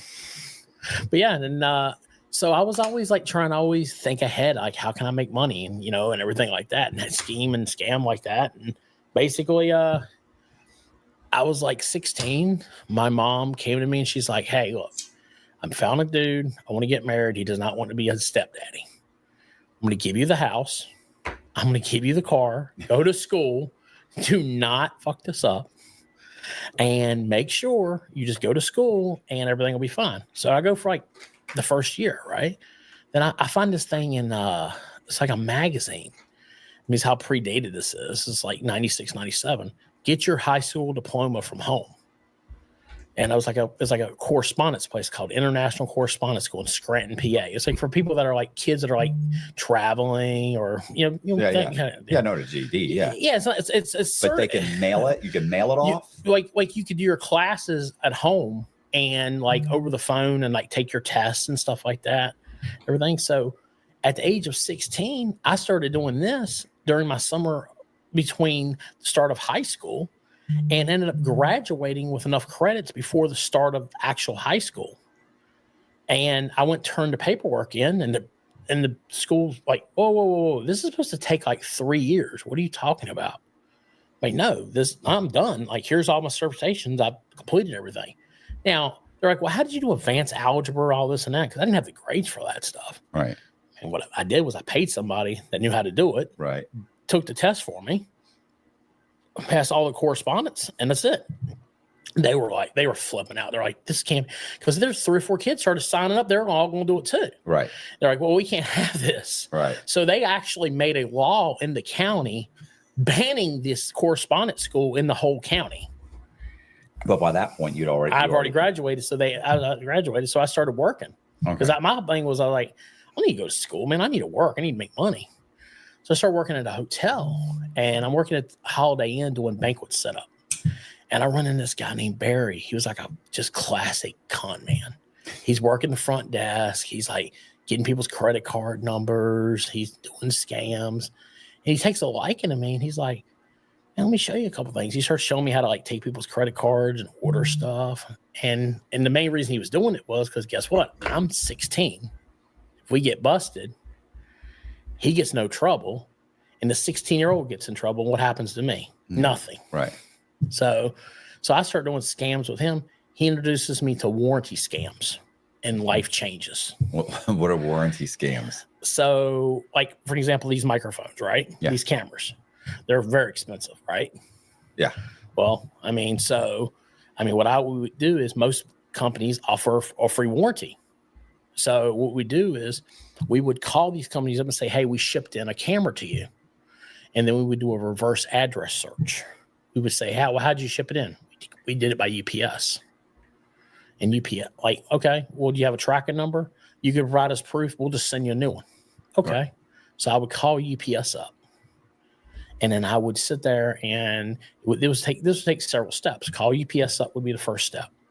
Then I would say, hey, I shipped in a camera to Sony. They say, oh, what date did you do it? Okay, great. Would you know who signed for it? I'd write down who signed for it. Now I know on this date a package was signed for by this person. Right. I don't have anything else. They won't give me anything else. I hang up, call right back. Hey, on this date I had sent a package in, and this person signed for it. And it was weighing between this and this. Okay, yeah, I see the package here. Oh, great. Can I get the tracking number? I lost it. Right. They give me the tracking number. Then I take the tracking number, call back again, and ask for a proof of delivery. Hey, here's the full tracking number. Can you send me the proof of delivery? Well, they'd be like, okay, well, how's that work? They're going to send it with that person's name on it, right? Mm-hmm. Oh, no, that was just my assistant. So he was just shipping it out for me. Can you put my name and my address on it? They would alternate, put my name and address on it. They would either fax it to me or email it to me. Okay. And then, now I've got a proof of delivery that says Charles Hartman, my address, this. Oh, can you put a description of merchandise, what was inside of it too? Oh, yeah, sure. Oh, camera, Sony camera. And that was it. Now I've got a proof of delivery from UPS. I give it to the company. Company says, well, I don't know. We must have lost it. Right. We'll just replace it, or how much did you pay? Well, we paid $1,000 for it. They would either cut me a check or send me a check. Right. So between 16 to 21, I probably did well over $500,000 in warranty scams. Right. Did they ever just mail out another one, or what's that? Another? Did they ever? Oh yeah. A lot of times they'll mail me the product, right? You just turn it back in, or trade, I just go sell it. I had a network of pawn shops. No. I come in and I'm like, hey, I got $1,000 camera, give me $500 for it. Yeah, it's not like it's stolen. It's not stolen, and it has a warranty right here. Right. Yeah, and then the problem is you can only do your name so many times, right? Yeah. So I started, finding people I can use their address, use their name. Next thing you know, and I did that for over 5 years and never got caught. Yeah, I was gonna say it's funny because that I guess that's obviously a scam. But I'm saying we'll have Jess's daughter ordered like headphones and wore them for a year and a half, and then they just got worn out, and one day they just stopped. Right. And I just packaged them up. Right. And mailed them back to the place and said, listen, yeah, I bought, and I was the whole, I buy all your stuff. We have, and then I go on the website and find other devices that they have. We bought this, blah, blah, blah. These wore out. And I said, if you could just fix them and bill me for it, send me the invoice, I'll pay you for it, knowing You said what? for them it's $6. Right. For us, it's a $40 pair of headset. Right. So they just they say, oh, thank you very much. Yeah, Here's bro. a new headset. Right. And that's the same thing, because what happens is the company doesn't Well, it's want not profit. cash, because I was just all I did was get a new headset. You actually get a chunk, and I've never done it for $1,000, like or you know, that would be, I'd rather have a check, because now I got to sell the product. But even if you sold it at a discount, So at you're a still getting discount, yeah, I mean, $600 or $800. $600 or $800. And remember, at this time, how old am I'm I? not talking about 16, that, 17 you- years It's a old. lot of money. Yeah, for a kid, I'm Text me back. I'm I said, you living text me life. back. I Well, said, you text me. until eventually the UPS driver had too many packages get delivered to my house. Right. And the UPS driver was strange. It's like all this electronic stuff keeps coming here over and over and over and over again. You're not. And then you didn't hear I was like, nothing. he asked me one day, I was like, what do you order? I was like, oh, we have a wholesale business. The reason that And it's just something that sit well with him. So he turned it into their investigation department. Investigation department turned it into the police department. They started watching. Next thing you know, I'm sitting there. I'm expecting an amplifier to come. Because car stereos was like, that was the thing back then, right? Like amplifier speakers. And then they would replace them like there was nothing. You could get top dollar for it. You never made. You could either sell them to somebody you know or whoever. Like you calling me from a sit first there one. and all of a sudden, call me from a random I'm number. sitting there, I'm like, I'm waiting for this package you know because I got a my guy voice. waiting to buy it. Like you, Because that was the only thing. As soon as I knew it was shipped, I'd start looking for buyers. At some point in time, you have to be an adult. And man, I'm sitting there When waiting. you And next call thing you somebody know, who don't know your number, like, you say, "What up?" This it doesn't come, and it says, "Oh, package was held at the UPS center. You have to, we missed the thing. You have to come pick it up." Acknowledge who this is. I'm stupid. I'm thinking, okay, So no you know big you deal. would You know, I'll go over and acknowledge get who it. it was, you know And I walk in, and the moment I walk in, I seen a guy stand over in the corner, and I'm like, looking at me weird. And next thing you know, he comes to the corner and just give him my ID, and next thing you know, like, Charles Hartman, all that would be like handcuff me. All right. you didn't I'm call like, me. I answered the and phone. You at didn't the call time, me. now I'm past 18, right? So I'm like, What are you talking about? You didn't call so me. I'm like, I know I'm getting arrested. So they arrest me. They take me downtown, and they take me in a room, and it's the, it's the interrogation, big interrogation. They're like, "All right, tell us where your boss is. Tell us who the guy is." I'm like, "I'm the guy." Right. When you text me that, And what are you talking about? No. Who are you working for? bro, you ain't Like, text where's my all the phone. equipment at? Who are you working for? I'm like, there is no equipment. I don't have anything. It was the first. Like, no. We know. Okay, tell me, I got one question. I'm gonna let you. I got one question. I got one question. You text me, is it delivered here, and you got all in your area? No, it's not. Who are you working for? It's like, You're not just texting snitch. my It's phone. okay. I'm What are like, you talking about? I would have snitched. I was like, I'm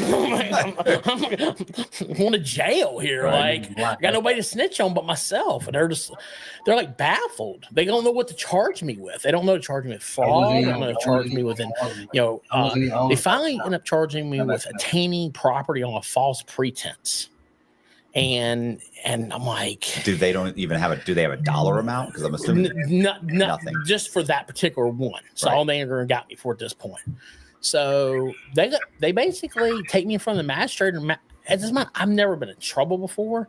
Magistrate R&R's me, lets me go on my own bond. I'm back on the street.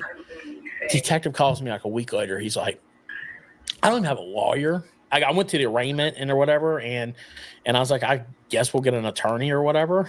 And my mom was like, I didn't know how serious trouble I was in. Right. Okay. Like, is that serious trouble? Like, I don't even know. Like they were building a case because they're like, So why not they have years of this stuff. Like they're like we're gonna, so they get me back downtown, and I get an attorney, and I guess they're working. So you see how you was just texting me back? They don't care at this point about what I've done. They just want to know how I did it. So the deal I strike with them is show us how you did it, and you'll walk on probation. Right. So they take me into this room at the UPS center. We go to meet downtown. We drive it to the UPS center, and there's all these UPS executives.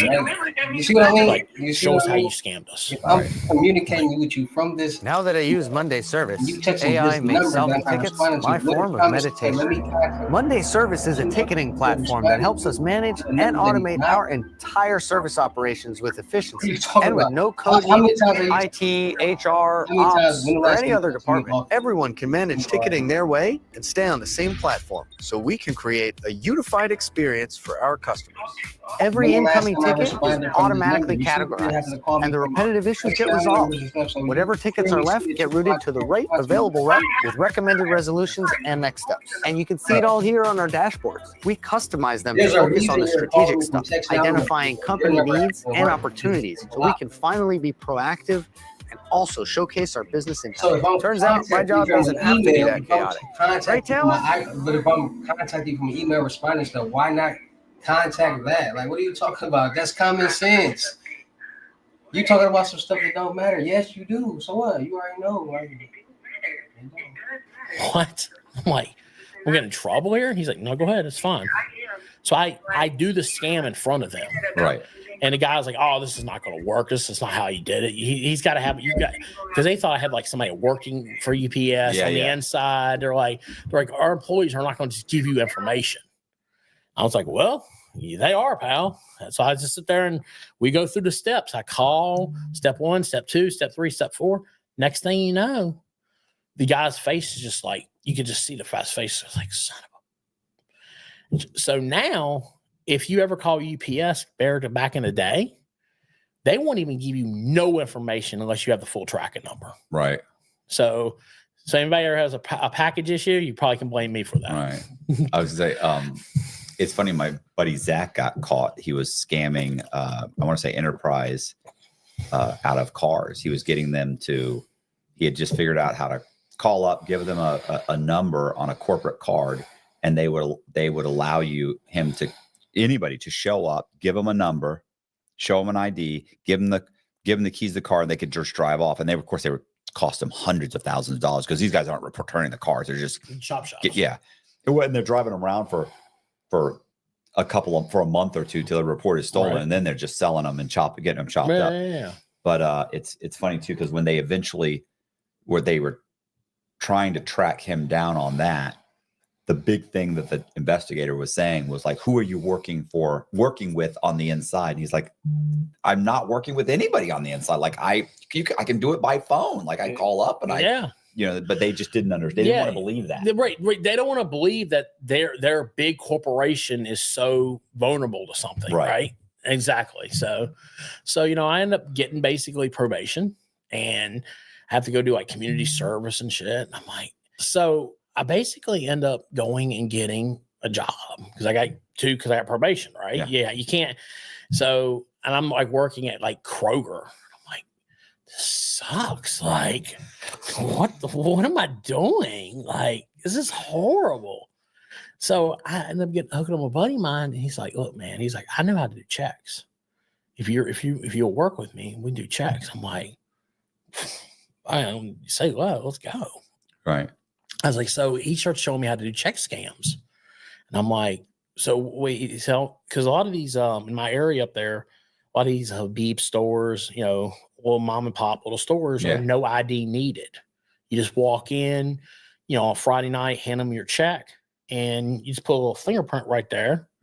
Boom. There you go. You cash it in at the gas station, buy a 6-pack of beer, and they give you the difference, and, no big deal. Right.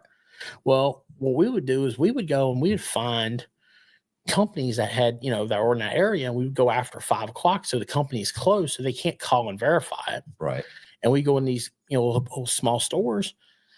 He would put super glue on our fingers right here. Right. Kind of throw the scent off, and we put them on just random names. We would do like small amounts.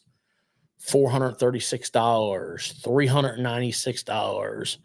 And we would just go and we would just bang checks in 5-6 of these stores in a row. every Friday and Saturday and just make money. But are you guys making the checks yourself? Yes, yeah, because Okay. he used quick books, QuickBooks, yep, and so with he'd get the routing number, and routing and account numbers, and what we would do is a lot of times we would find people that we knew that worked normal jobs. Mhm. Hey, give me $100 and we take a photocopy of your check. Right. Now we know what it is, and they didn't have watermarks like they do now, so it's like. It's easy. You get the logos, put it on there. Next thing you know, you print it. Plus, these little gas stations, they're not paying attention to detail like paper and certain things. Or right till they get hit a few times. Yeah. Then they start paying attention. They start paying attention. But by then, you've already moved on to the next store, and you're doing it. So I did that for like 3 years. Just like I had good luck, man. I had good luck. My problem was I started doing drugs. Right. I started doing pills. And then I get sloppy, right? Because you get sloppy when you start getting on pills because you're needing, now you're, I'm getting a couple $100 a day pill habit. Then it turns into a bigger habit. Then it turns into other drugs. And I was like, so I got to the point where we'd burned our area so bad. I was like, I have to figure something out to do. And I ended up hooking up with I don't know if you ever remember back in the day, the magazine salesman. Yeah. People that would knock on the doors. Yeah. It's the biggest scam of all time. Yeah. They'd say, hey, I'm winning. I'm making money for a trip, for school, or I'm, going to be this and that. Well, I was like, and so I ended up hooking up and going with them on a job. And I was like, this is the perfect cover. These people travel to a town for a week or two. Hitting your goals has nothing to do with discipline. The real culprit is friction, and it slowly erodes your progress. Unlike what most people believe, it isn't because of laziness or poor discipline, but it's a lack of direction and purpose that leaves you feeling stuck and overwhelmed. That's why the highest achievers set micro goals, small actionable milestones that lead to one big goal. But now the question is, how do you know what micro goals to set? Because planning a solid roadmap can take hours or even days. That's why I use an AI project planner called Motion. It creates all my micro goals for anything I want to achieve. Let's say I want to do a bodybuilding show in 6 months' time. I simply create a new project, prompted the details of my goal and when I want to achieve it by. Now Motion will give me a detailed breakdown of actionable steps to take, while even blocking out time in my calendar to make sure I hit my milestones along the way. Becoming a high achiever has never been easier, so try Motion for free today.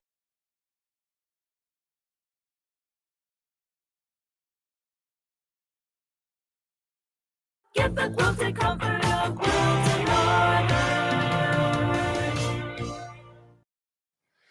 Then they travel to another town. They're paying for the hotels.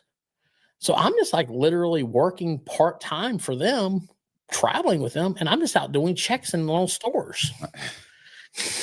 I'm just like, this is great. Like I'm not going to get caught. I mean, because we're not going to be here long enough for by the time, because the check's not going to immediately show back up, right?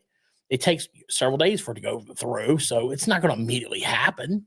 So, I mean, by the time it comes back to the store, we're already in another town. Right.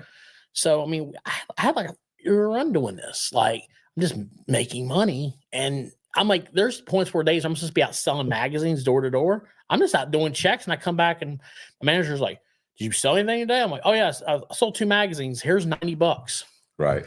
Like, I just made $1,000. I mean, like, who cared? Well, the problem was my pill habit got too big. And I got to the point where I wasn't doing checks properly. Now I'm knocking doors trying to sell magazines, right? I'm trying to make money. And I'm like going through people's like bathrooms, like, hey, I'm selling magazines to go to school. And I like, they're, oh yeah, come on in. And I come in and be like, hey, can I use your bathroom? And they're like, yeah. I'm going through like their medicine cabinet. I remember like this old lady is like remember like we're in like Illinois and I'm like going through this like lady's medicine cabinet looking through pills and I'm like and I ended up taking the pills, putting them in my pocket, and she went right back in the bathroom right afterwards and she's like, where's my pills? And I like ran out the door and I'm like, holy shit. Like she's like chasing after me and I'm like, oh my God, like I know it's all going to come to an end, right? I mean, eventually, right? So if you sleep hot at night, you know how disruptive that can be. Whether you're having trouble falling asleep, you're waking up sweating in the middle of the night, or all of the above, that's where Ghost Bed can help. As the makers of the coolest beds in the world, Ghost Bed is your go-to for cooling mattresses, cooling pillows, and cooling bedding. From their signature Ghost Ice fabric to patented technology that adjusts to your body's temperature, every Ghost Bed mattress is designed with cooling in mind. So whether you want a plusher mattress that cushions your shoulders and hips or a firm option with exceptional support, your Ghost Bed will keep you cool and comfortable all night long. When you purchase a Ghost Bed mattress, your comfort is guaranteed. You can try out your mattress for 101 nights, risk-free, to make sure it's the right fit for you. Plus, they offer free shipping, and most items are shipped within 24 hours. If you're not sure which Ghost Bed is right for you, check out their mattress quiz. You'll answer a few questions and get a personalized recommendation. Even better, our listeners can get 50% off site-wide for a limited time. Just visit ghostbed.com/Cox and use the code COX at checkout. Again, that's ghostbed.com/Cox with the code COX at the checkout to save a whopping 50% off site-wide. We come to Florida.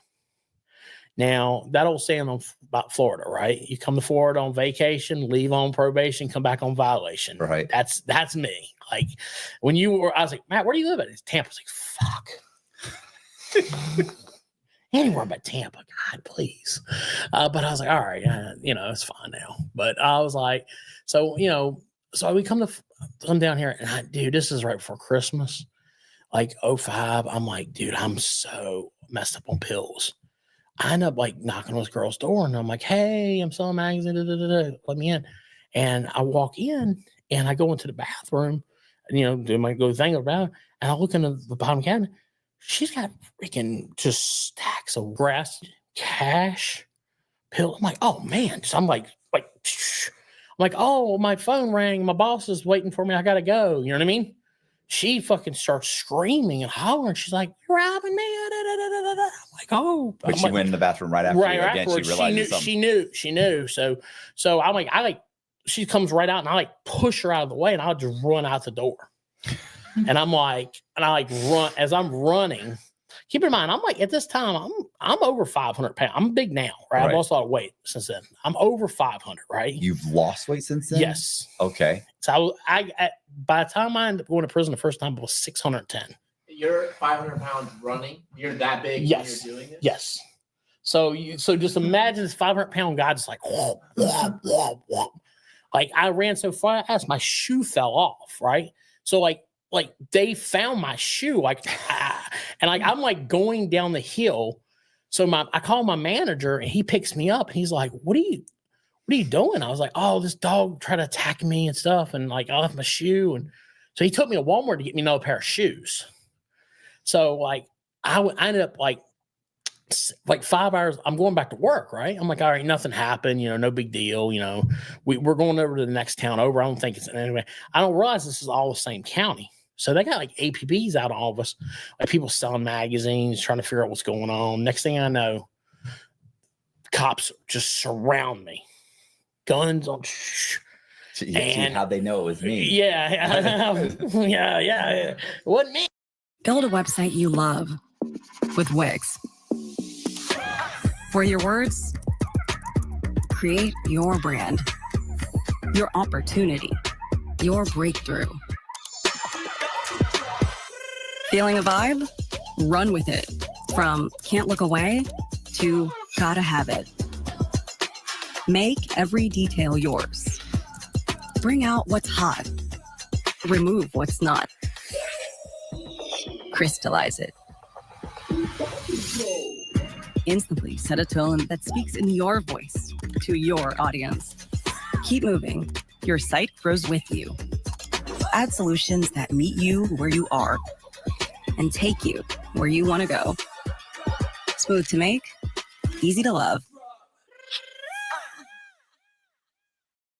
The other fat guy wasn't me, So I'm like, so I end up so they arrested me. They charged me with burglary. They charged me with burglary of an occupied dwelling with a battery. Well, in Florida, that's a PBL. Okay, what's a PBL? Punishable by life. Oh, shit. I'm like, I don't feel. Did you burgle? You didn't break in. She invited you in, but that's you. Once you cross a dwelling and someone's asked you to leave, or you commit a battery in Florida inside of a dwelling, you're done. Yeah, because that's but here comes the worst part. Now, checks, they start finding out about checks. They found out because my name was, there are certain times I would use my ID, these checks I try cashing. Right. And I had some in Putnam County. I had, some down here in Hillsboro.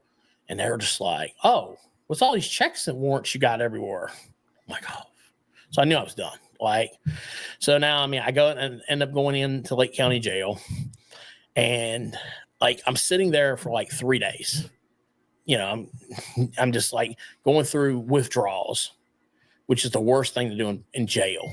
You're going through, you're just hugging a toilet. You don't want to be around it. You're just you feel like crap.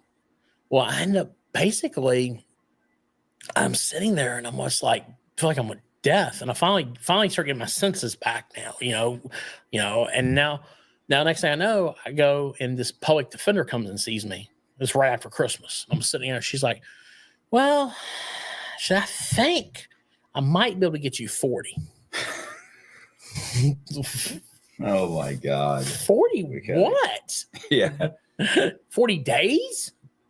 She's like, no. She's like, you got a punishable by life. She said, we might be able to get you, she said, that's, I'm like, there's a burglary inside of a dwelling with a lady. And I was like, there was drugs.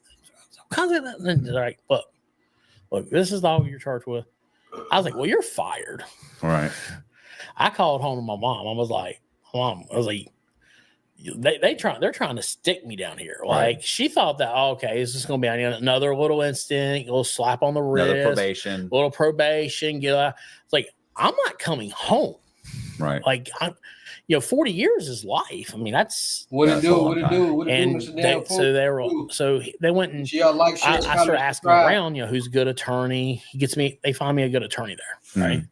And he's like, look, he's like, just, you need to just sit. You need to let them forget about you. Right.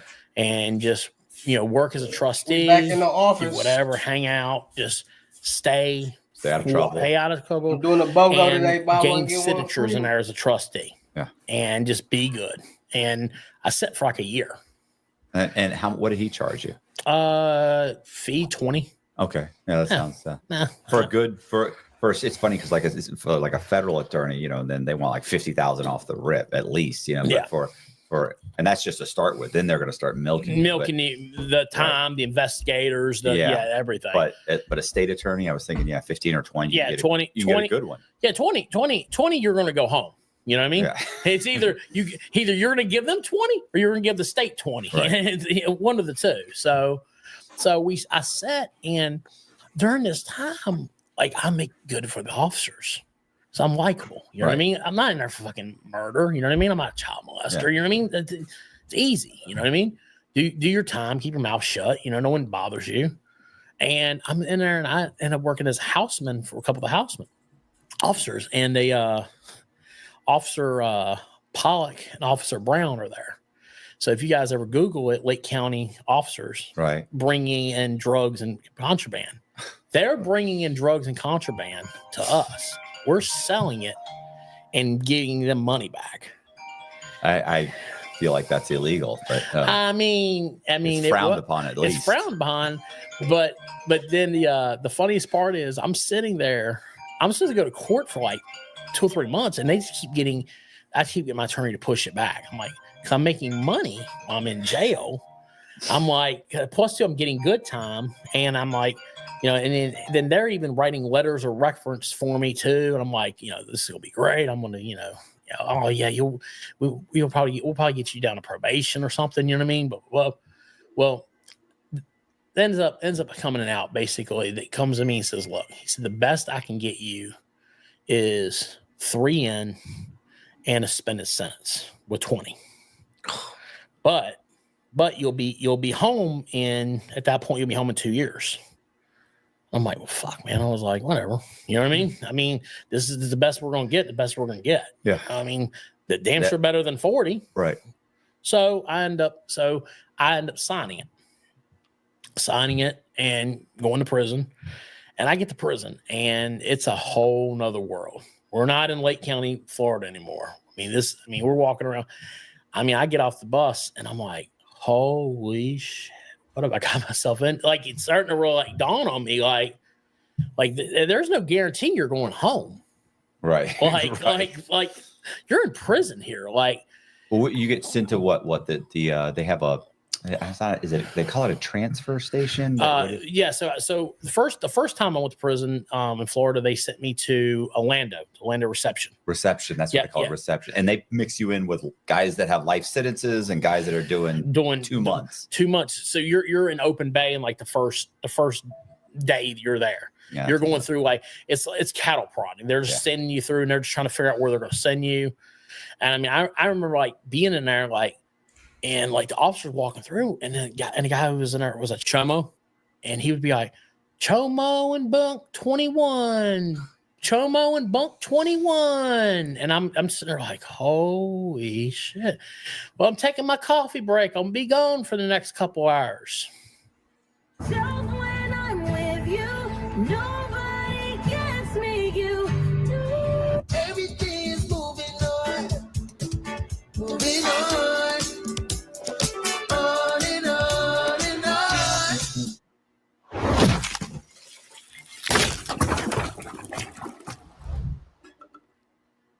Yeah. And you already know what time it is. So it's all bad for that dude. It's all bad. And like I'm the good thing at that point is I'm a pretty big dude. So I'm like, okay, at least I ain't gotta worry about someone's gonna like jump on top of me here. I don't think. You know what I mean? Right. So, I end up going to my first camp. They sent me to Cross City CI. It's like medium, maximum security level camp. And I get there and I meet my buddy Nick and become dear friends to him to this day. And he basically is like showing me the ropes. He's like, "Hey man, you just gotta here. I'll get you in working in the kitchen." I was like, "Man, you'll fit in perfectly with us, man. We run the kitchen. Everything will be good." I'm like, all right. I get in the kitchen and man, I walk in. It looks like they got an operation going, man. They got sandwiches they're making on the table. They got food. What is this for? Like outside people? Oh no, this is for us to sell on the compound. Right. Like what? Like what are you guys doing? And they're like wrapping up these cheeseburgers, and they start wrapping up all these different little cheeseburgers. And one guy says, "Hey, come here, big guy." I'm like, "What do you mean?" He's like, "Come here. I need you." He's like, they take the saran wrap and wrap these cheeseburgers around my belly, underneath my belly. My belly's like this big, and underneath it, like the little punch right there, right. I got like 10 cheeseburgers wrapped. And they're like, just when you go out, the guards are going to pat you down, but you're so big, they're not going to feel that. They're going to let you go. So I'm like, the first day, I'm like carrying like 20 cheeseburgers off the compound, and that's how I got the name Cheeseburger in prison. So they probably liked you too. They thought this guy's worth 20 a day. Oh, this guy's our meal ticket. Yeah. He's going, and so I never get no problems. I'm gonna fit in how I get in because I know look, I'm here for 2 years. I got to do this 2 years. I'm gonna get out of here. Yeah. And I mean, during that time, me and Nick had become really tight. And Nick's telling me, what was he in there for? Fraud, forgery. Oh, yeah. So of course, you're kindred spirits. Yeah, kindred spirits. We're just hanging out.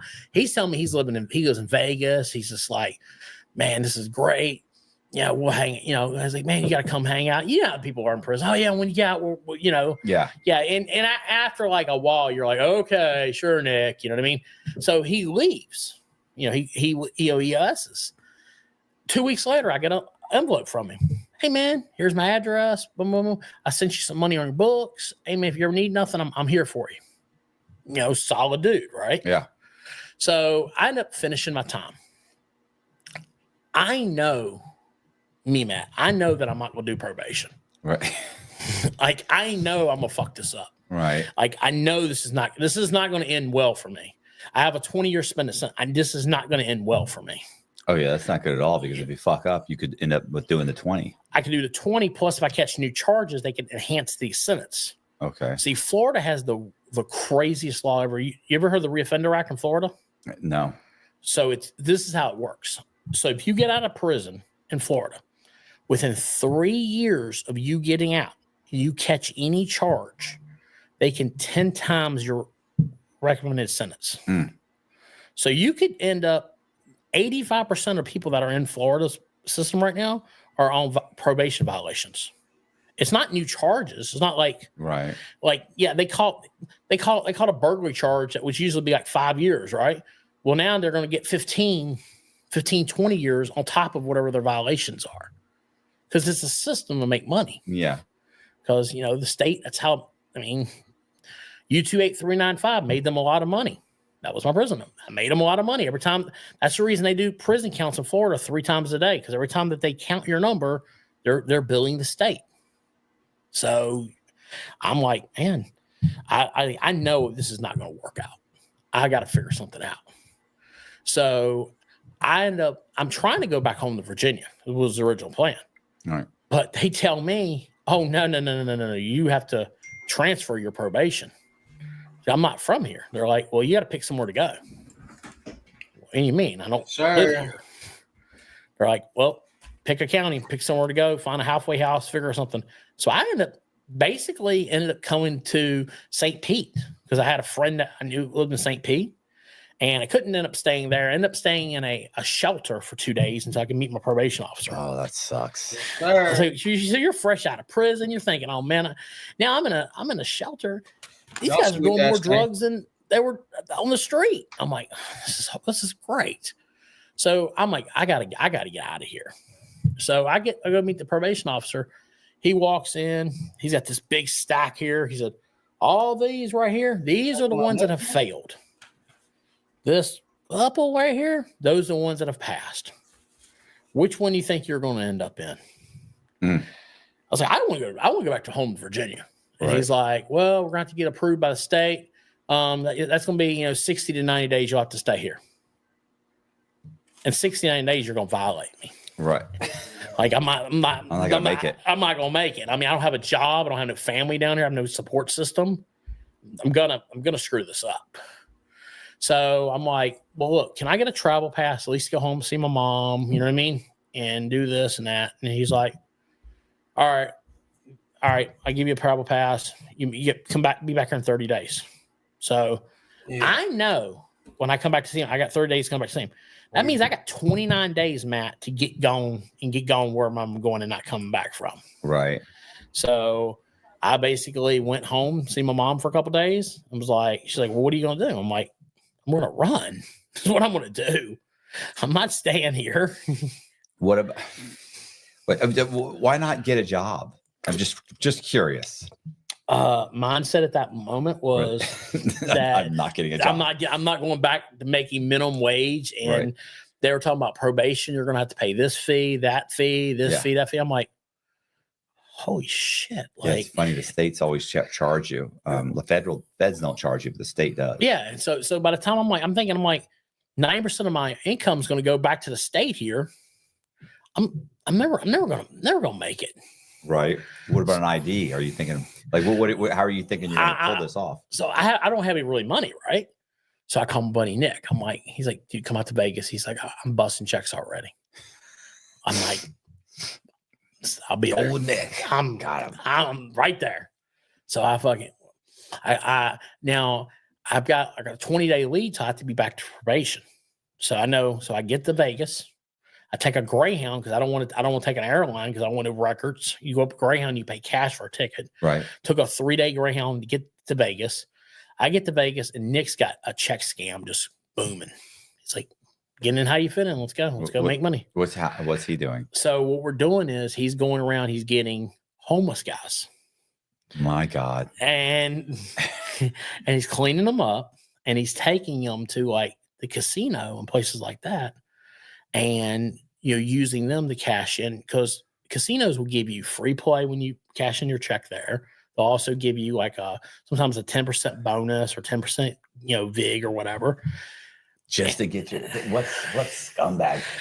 They want just to get you to come straight from work, give us your paycheck and blow it here at the casino. Exactly. So he's taking these homeless guys, cleaning them up, taking them out. He's got an ID machine. He's got a printer. He's making busting checks, and he's just like, we're just getting routing numbers and accounting numbers, and he's just taking them, and we're just going from Vegas all the way up to Reno and just hitting them.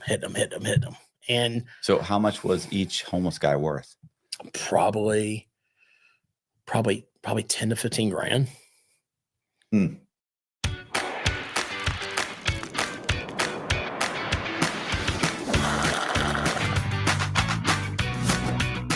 Sip, smile, repeat with new Cabana Refreshers, only at Taco Cabana. Whether you're a professional or just love getting hands-on with your home projects, Harbor Freight offers quality hand tools backed by a lifetime guarantee. Harbor Freight, your hand tools destination. I can't believe it's really the casinos. They're the bad, and they threw you in prison. It's really them. They're horrible. They are. I agree to this day. But how much did the homeless guy get? You know, we would get a check for like $500 because we'd always keep small amounts. So you go up there and you cash them. And what we would do is, so imagine this: we pull into Reno, we'd find a homeless guy.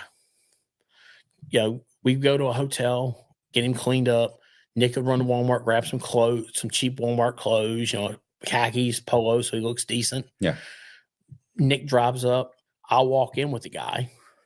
I'll go stand over and just keep an eye out. And he'll go start, you know, he'll start cashing the check and then go meet me in the bathroom because there's the cameras in the bathroom, hand me the money. And then, you know, tell him to go back outside to the car. You know what I mean? 15, 20 minutes later, I come right back out to the car, go to the next casino and just keep doing this over and over again. And because the thing is they're not going to pay attention to it if it's one name, right? It's one name. And then the thing is half the times we wouldn't have to make IDs. They would just use the homeless because homeless guys, crazy as themselves, they have IDs. Yeah, they don't care. Like they're thinking by the end of the day, if they're going to cash 10 of these, they're going to get $5,000. You're going to give them what, $1,000? Yeah, something like $1,000, right. a couple $100 each check. They'll be set. Right. They're not thinking about tomorrow. They're not thinking about next week. I got to spend a month in jail. Right. And so this goes on. And I remember like when Friday night, we were like looking for, we didn't have routing account numbers. We were out. So we're like going behind this like check cash place. We're like inside the dumpster of like digging through, looking for receipts, looking for paperwork, looking for everything. Here comes a cop car down. So me and Nick are like crouched inside this dumpster, like hiding. Right. Cops just like driving by. And I'm thinking, and at this time I've already not showed back up for probation. So I already know I got a warrant for probation dangling over my head. And I'm like, it's like, I got to get the fuck out of here. And I had no excuses, man, because I had saved a bunch of money, right? I could have ran. The plan was make a bunch of money with Nick, and I was just going to just go disappear. Well, you get the adrenaline rush of more and more and more. And it's more. working. You start feeling invincible. Like I can't be stopped, you know? And then we end up going into this one little spot up near Elko. And man, we go in this and we get a hotel room and we go out. It's so easy to find guys out there like that, you know, walking around. Hey man, you want to make some money? And the guy's like, what are you going to do? I'm like, just come with us and cash some checks. So we didn't do it. And we get to like the third casino and I see like something's not right. Yeah, hold on. Like the guy's like standing there too long. You know what I mean? And next thing I know, I see these security guards come up and they grab him. Well, time to run again. Right. Time to go. So I'm like, look, get back in the car. Nick, we got to go. I mean, we're going to leave him, you know? So we're like literally driving back to this hotel. And like, we get back to this hotel and we got all this, we had checks here, we got IDs, we got, you know, money started out.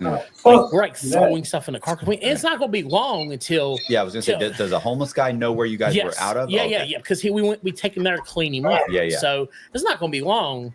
And here comes the troops. Yeah. And like the thing was, Nick would always go get them their own room. So he didn't know which room that we were in. We were just there. Right. Or sometimes he would act like, oh yeah, this is our room here. You know what I mean? And so all of a sudden we're sitting there and we just look out the window. We see these two cop cars pull up. And we're like in the window, just like looking out, and we can see the homeless guy in the back of the car. I'm like, oh God, this is not good. It's that room right there. And they go to the room that we got for him, and we're in the other room, like right after the guy. I don't know that Nick's got a gun.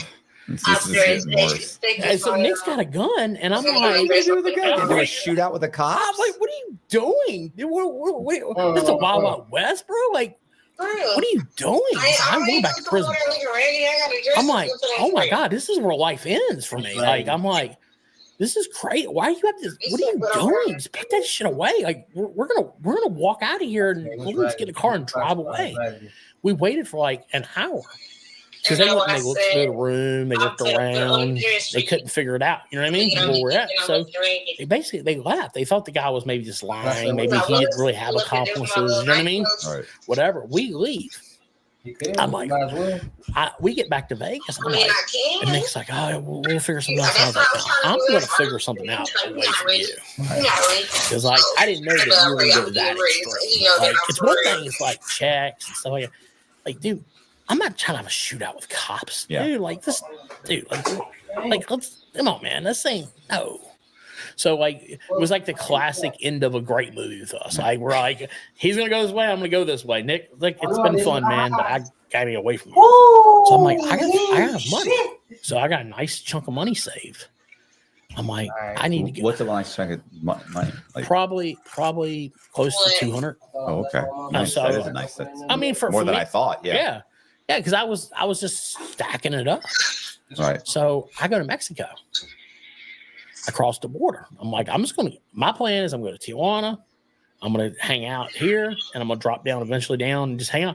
Because I know I have charges now. I've figured I got charges. I know I got at least a minimum of 20. I'm not coming back. So how do you, when you say, what do you just walk across the border? So with Greyhound back in the day, they would literally drive you because that was before they passed the laws where you have to do your passport, immigration card. You know what I mean? You literally just walk across the border. Nice. Okay. So I'm in Tijuana. I'm like in Revolution, right off Revolution, which is like the big party strip. I find a house. It's like an apartment complex, and it's like it's all a bunch of Americans that are living there, and they're all living there rent super cheap. Mm-hmm. And working in San Diego. And they're just crossing the border. Like every morning in San Diego, if you look at the border, the line is wrapped around the road because people live in Tijuana and work in San Diego because of the cost of living. I find this house, the apartment complex, and the lady's like, oh, it's like $200. I'm thinking she's like $200 a week. She's like $200 a month. Oh, well, here, you know what I mean? No problem. Here's a couple of months worth of rent. So I'm like hanging out, and I meet guys in there, and I'm like, I got to get an ID. And you can start talking to people, and it doesn't take long to get an ID. Right. And is this you getting a fake ID? I know, but is it a U.S. ID? US ID. Yeah. Like a state? Yeah, just a state, California. Okay. And so, he takes me to this little shop, a couple $100 later. He's like, yeah. He said, I'm like, yeah. He said, this is good for you to have this for, down here. He's like, but if you try to cross the border with it, it's not going to work. You know what I mean? This is good for just here. I'm like, all right. He was working on getting me a really good one for I could use for him to travel back and forth. And I'm there, man, for like 10 months. And I start noticing like the police are watching me more and more. And I start getting nervous because I'm like, I'm hearing about all these Americans getting kidnapped, either cartel, whoever. I'm like, I'm hanging out down there. I'm hanging out bar every night, and I'm spending money, flashing money. I'm like, this is not good.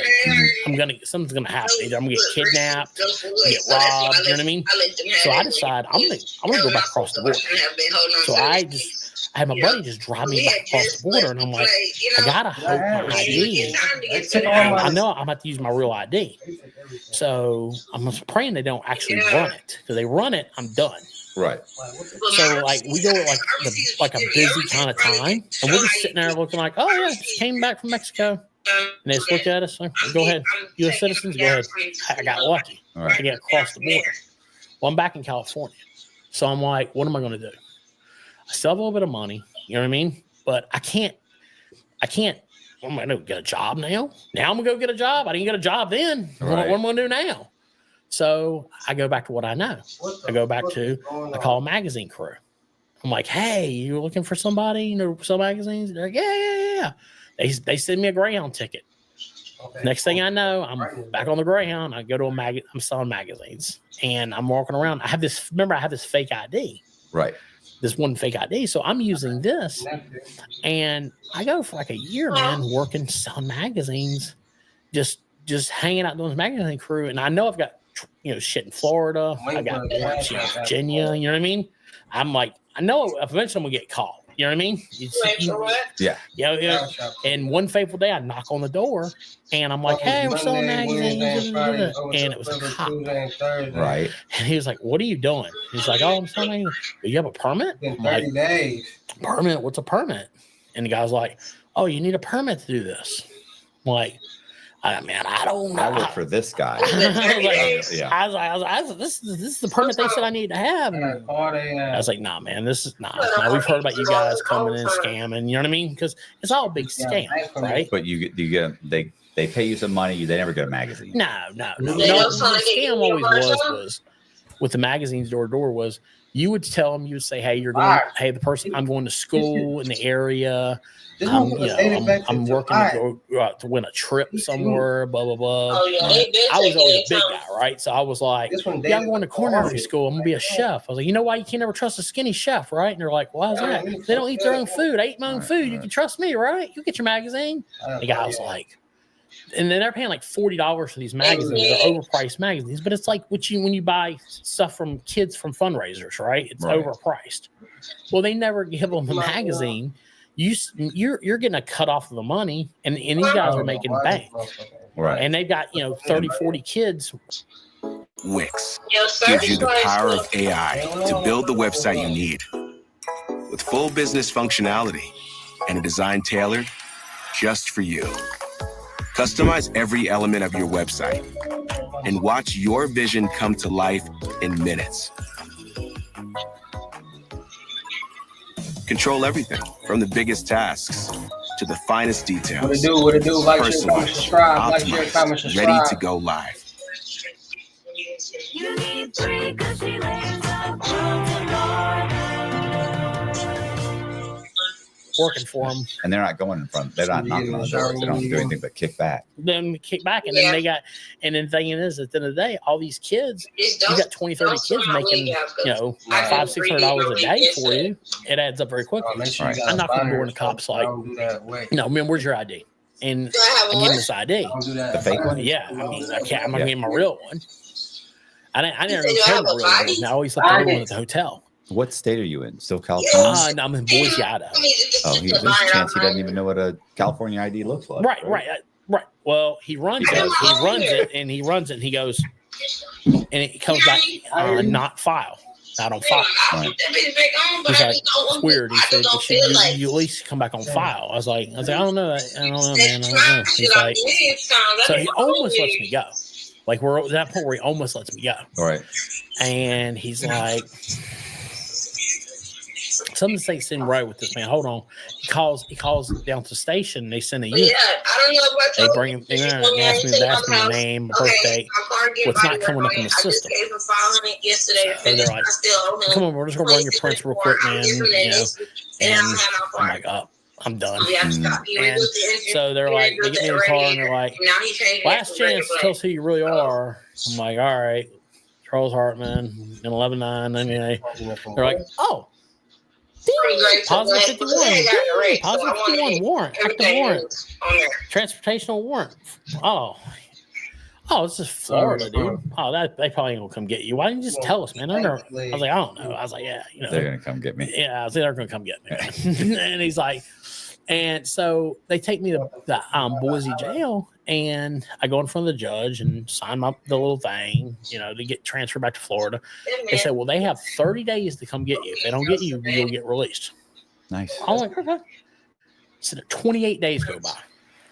I'm like, yes, I'm getting out of here, man. I'm getting out of here. 29 days go by. I'm like counting it on the head. Right at the 30th day.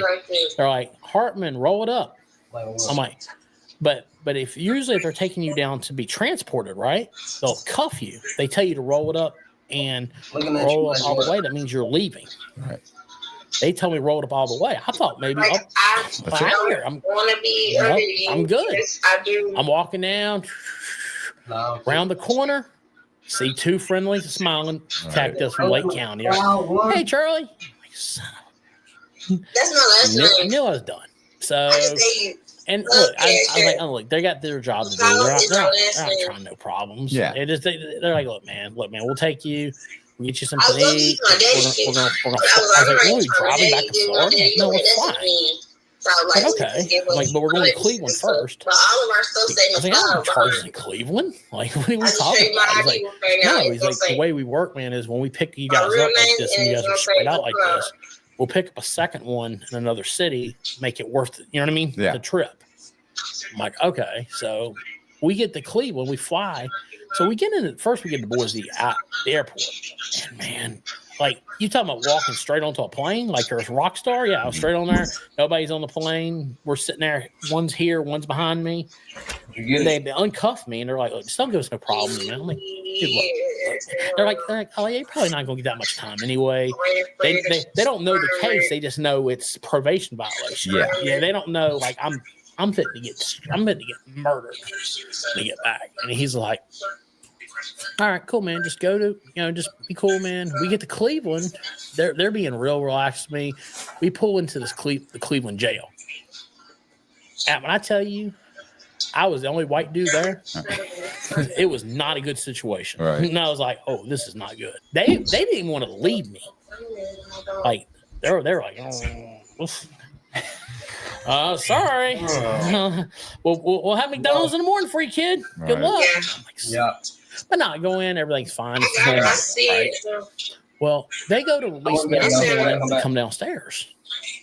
Well, they screwed up with the paperwork. They put me in the release pile to release me to the I got streets. this So I'm about ready to go to the streets of Cleveland when I'm supposed to be put in a holding cell. Right. So I'm in this like group and they're letting us out 5 at a time. You said what? Holy shit, I'm about ready to go. I don't know what I'm gonna do, but I was like, I can't get in trouble. They let me go. Right? Like I'm not escaping. They're telling me to leave. I'm not gonna stay here. So I'm like talking to this guy. I'm like, hey man, you live right here? He's like, yeah. It's like, hey man, if I gave you a couple $100 or something, man, could you take me I can use your phone. I could get some money wired to me and stuff and everything. He's like, I ain't supposed to be getting released right now. He's like, man, I got you. I mean, it's like criminals are always like, you could tell like someone will help you. You know what I mean? Yeah. Yeah. So it's like, all right. So I'm sitting there and they're just like slowly letting everybody out. And it's down to like me and like 2 other people. And they're like, what's your name? I'm like, Hartman. I'm like, yeah, I got to go. Remember, ride's waiting for me. He's like, yeah. They're like, nah, man, you're supposed to be over there, kid. So they take me and they put me in the cell. And I'm in there with this other guy. And he's the guy we came to pick up. So I'm sitting there, I'm laughing because they come like 15, 20 minutes later, handcuff us, take us there, fly us to Orlando. I told him, I was like, hey, what are you going to do? I was like, I was going to run. Yeah. What do you mean was I going to do? Figure it out. I'm going to figure it out. I ain't going to be here for y'all. So do you know how much paperwork and hell this would have been? I was like, yeah, but it would have been fun. Yeah. So I get there and man, I get to Lake County and I mean, I know I'm done, right? I know I've got to spend a sentence. I already know what time. I know I'm getting 20. I got other charges I caught, you know what I mean, in between, you know what I mean? So I don't know what they're going to do. So I'm just sitting there. I'm like, well, yeah, I already had my mind like, this is it. You know what I mean? And my lawyer, he comes down and he's just like, hang out, just chill. New lawyer? Same lawyer. He's like, just relax. He's like, I want to, he said, give me 10. He said, if you give me 10, I promise you will not do all that time. So I call my mom. She arranged it. Got me the money. Not too many people have time. And I'm thinking, man, this better work. This better work. And he's like, yeah. He's like, I think I can get us. I think I can get just to 20. I'm like, I gave you 10.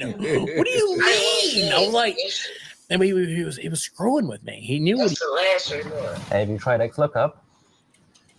No, man. Sally's dead. Just you know why. Eric McCloud. Come on, bro. Why Yeah. you and I. Let me show you my ID. Hold on. I'm not saying Let me show you my. I'm on live. You don't laugh. Yeah. Just you Oh, that's why you. and I know. لا تخبر أبدا FP&A أن إكسل قد انتهى. Prepare your home for back to school and back to work with fall deals at the Living Spaces Labor Day event. Discover new styles and big savings for the season. Plus, enjoy free shipping as soon as next day. Shop the Labor Day event only at Living Spaces. Living Spaces. He already done. Right. He's like, just hang out. He said, "Oh, we'll go to court. We'll go to court tomorrow." So I'm going to court. I'm like, in my mind, I'm already all right. I'm finna go. I know I'm going back to prison. I'm going to be at least 20. I'm just going to because at that point I mean, what are you going to do? You know what I mean? You have no defense. Right. You have no defense. There's no. It's not like I'm sorry for what I did. One thing I can't stand is people are like, "Oh, I'm so sorry I did that, Your Honor." I'm like, really? That doesn't affect them. No, they hear that every day. They hear that 40 times a day with people that are much better at crying and pleading and have real excuses. Right. I was an asshole. That was my excuse. So I was like, man, let me just go in here. Let me just did this. And we get in there and he pulls us aside and they had these like cells where like cage cells where you could talk to your attorney. Yeah. And first thing he goes in is when you get inside, you say yes, ma'am, no, ma'am, and shut the F up. Like I thought I was have Judge Hill. So what am I telling Judge Hill a woman for? He's like, Judge Hill's not in there. Just be quiet. Judge Hill in Lake County, Florida is famous. They call him Hang 'em High Hill. Right. He loves giving sentences out. He gives decades out. He said literally in his campaign to be judge, he'll give $1 million years out before he retires. Yeah, I've heard about this guy. Yeah, and I think he's given out more than $1 million. More than $1 million. Though. Yeah. So his goal was I want to give out more than I plan on giving out more than $1 million years, and he's actually surpassed that. Way past that. Yeah, so I know I know the judge, I know the prosecutor, I know what's going to happen. Well, I'm sitting there, man. I'm like, man, let's go in there, and I know it's a female judge, young female judge too. Like she just got appointed, and it's a different prosecutor. I'm like, and they're like, Mr. Hartman, here's and he starts saying all these affidavits over and all this paperwork over and everything, and all these witnesses and everything. And I'm like, of my character and how I've changed my life. I'm like, none of what you had. None of it I have. Like, there was a thing from the pastor in there. I'm like, what is this? Like, Mr. Hartman, I see, you're really trying to change your life and get better. We're gonna go on the sentencing guidelines. And the sentencing guidelines guided out 4 years Department of Corrections. With time served, all I had to do was do 4 years. Mm-hmm. It's like, wait. And that would end the probation? Because they found a loophole in the way the probation was written. So they went back and they originally sentenced me just to 4 years. So I'm getting 4 years with time credited from the county time. So I got like 3 years to go do it and I go home. Right. I'm like, no, I can't sign this fast enough. I'm like, yes, ma'am, and and we're gonna put you in drug court when you go in. I'm like, yes, ma'am, make the best of your life. Yes, ma'am. I'm out the door. I'm like when you're like, I'm like sitting there like skipping back across the thing, and I was like, what happened? I thought you were gonna get time. I was like, man, I don't know. He's like, that's crazy. He said, I wouldn't say nothing when you go inside, man, because everybody will think you snitched. There's no way your sentence gets converted down that cheap. So I was like, yeah, you're right. So I started thinking about it. I was like, I ain't gonna say nothing. You know what I mean? Yeah. Because got 20. Yeah, I'm just gonna go. Because once it's that kind of time, you don't ask them like how'd it go. Right. So I just kind of saw them just sitting around, and I was waiting to go to prison. I figured I was going to the prison run that week. Well, the prison run comes. They don't take me.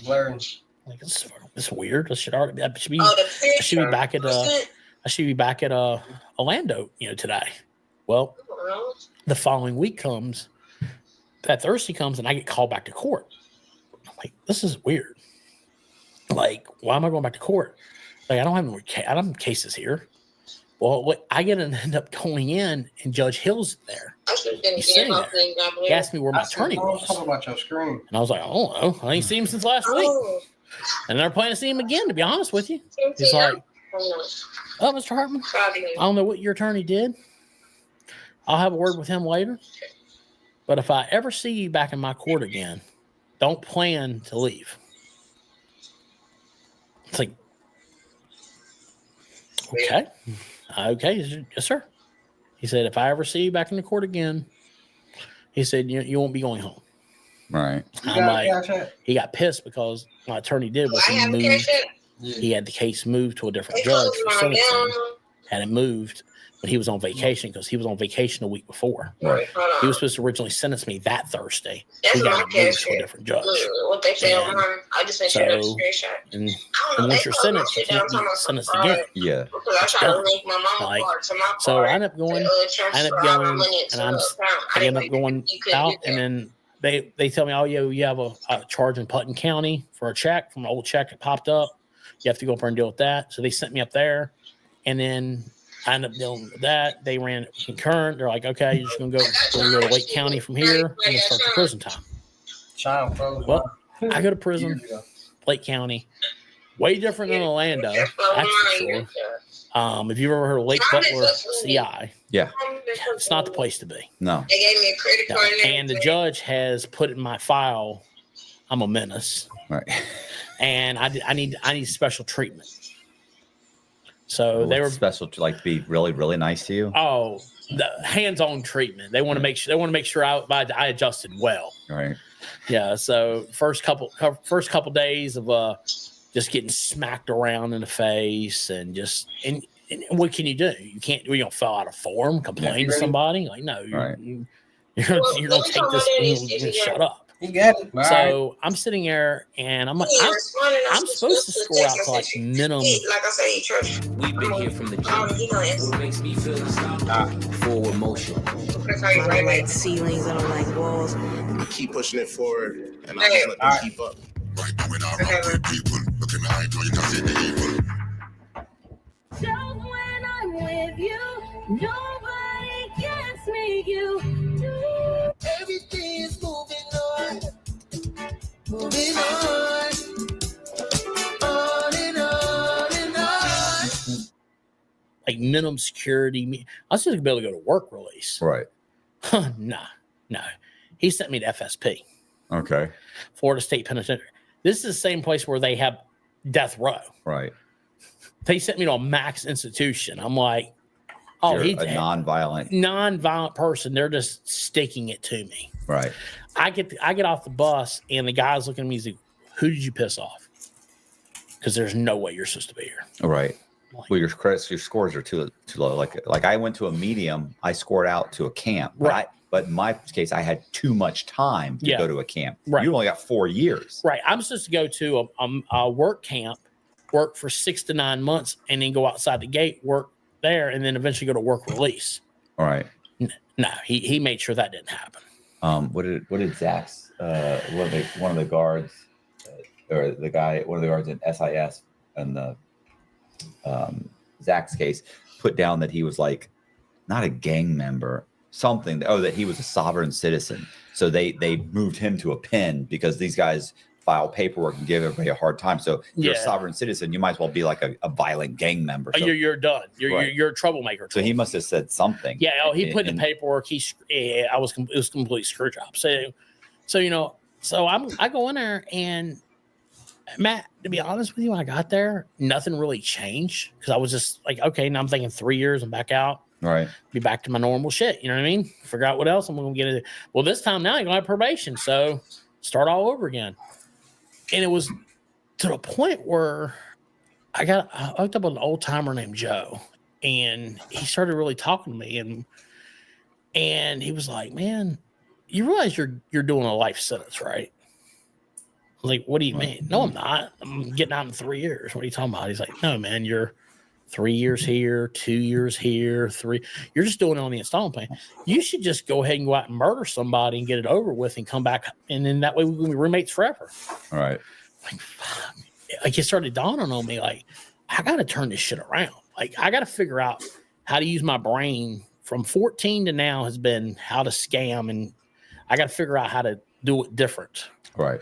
And how to scam better or how to do life better? Both. Okay. But scam, but to do a legal scam. Okay. Find the right way to do it. And he's like, dude, you're like a salesman. You're the greatest salesman. You should be in sales. And I'm like, I didn't even think about it. You know what I mean? Like, put me in sales. So I was like, I need a fresh start. I'm finishing my sentence. They're asking me where I want to go. So I want to go to Vegas.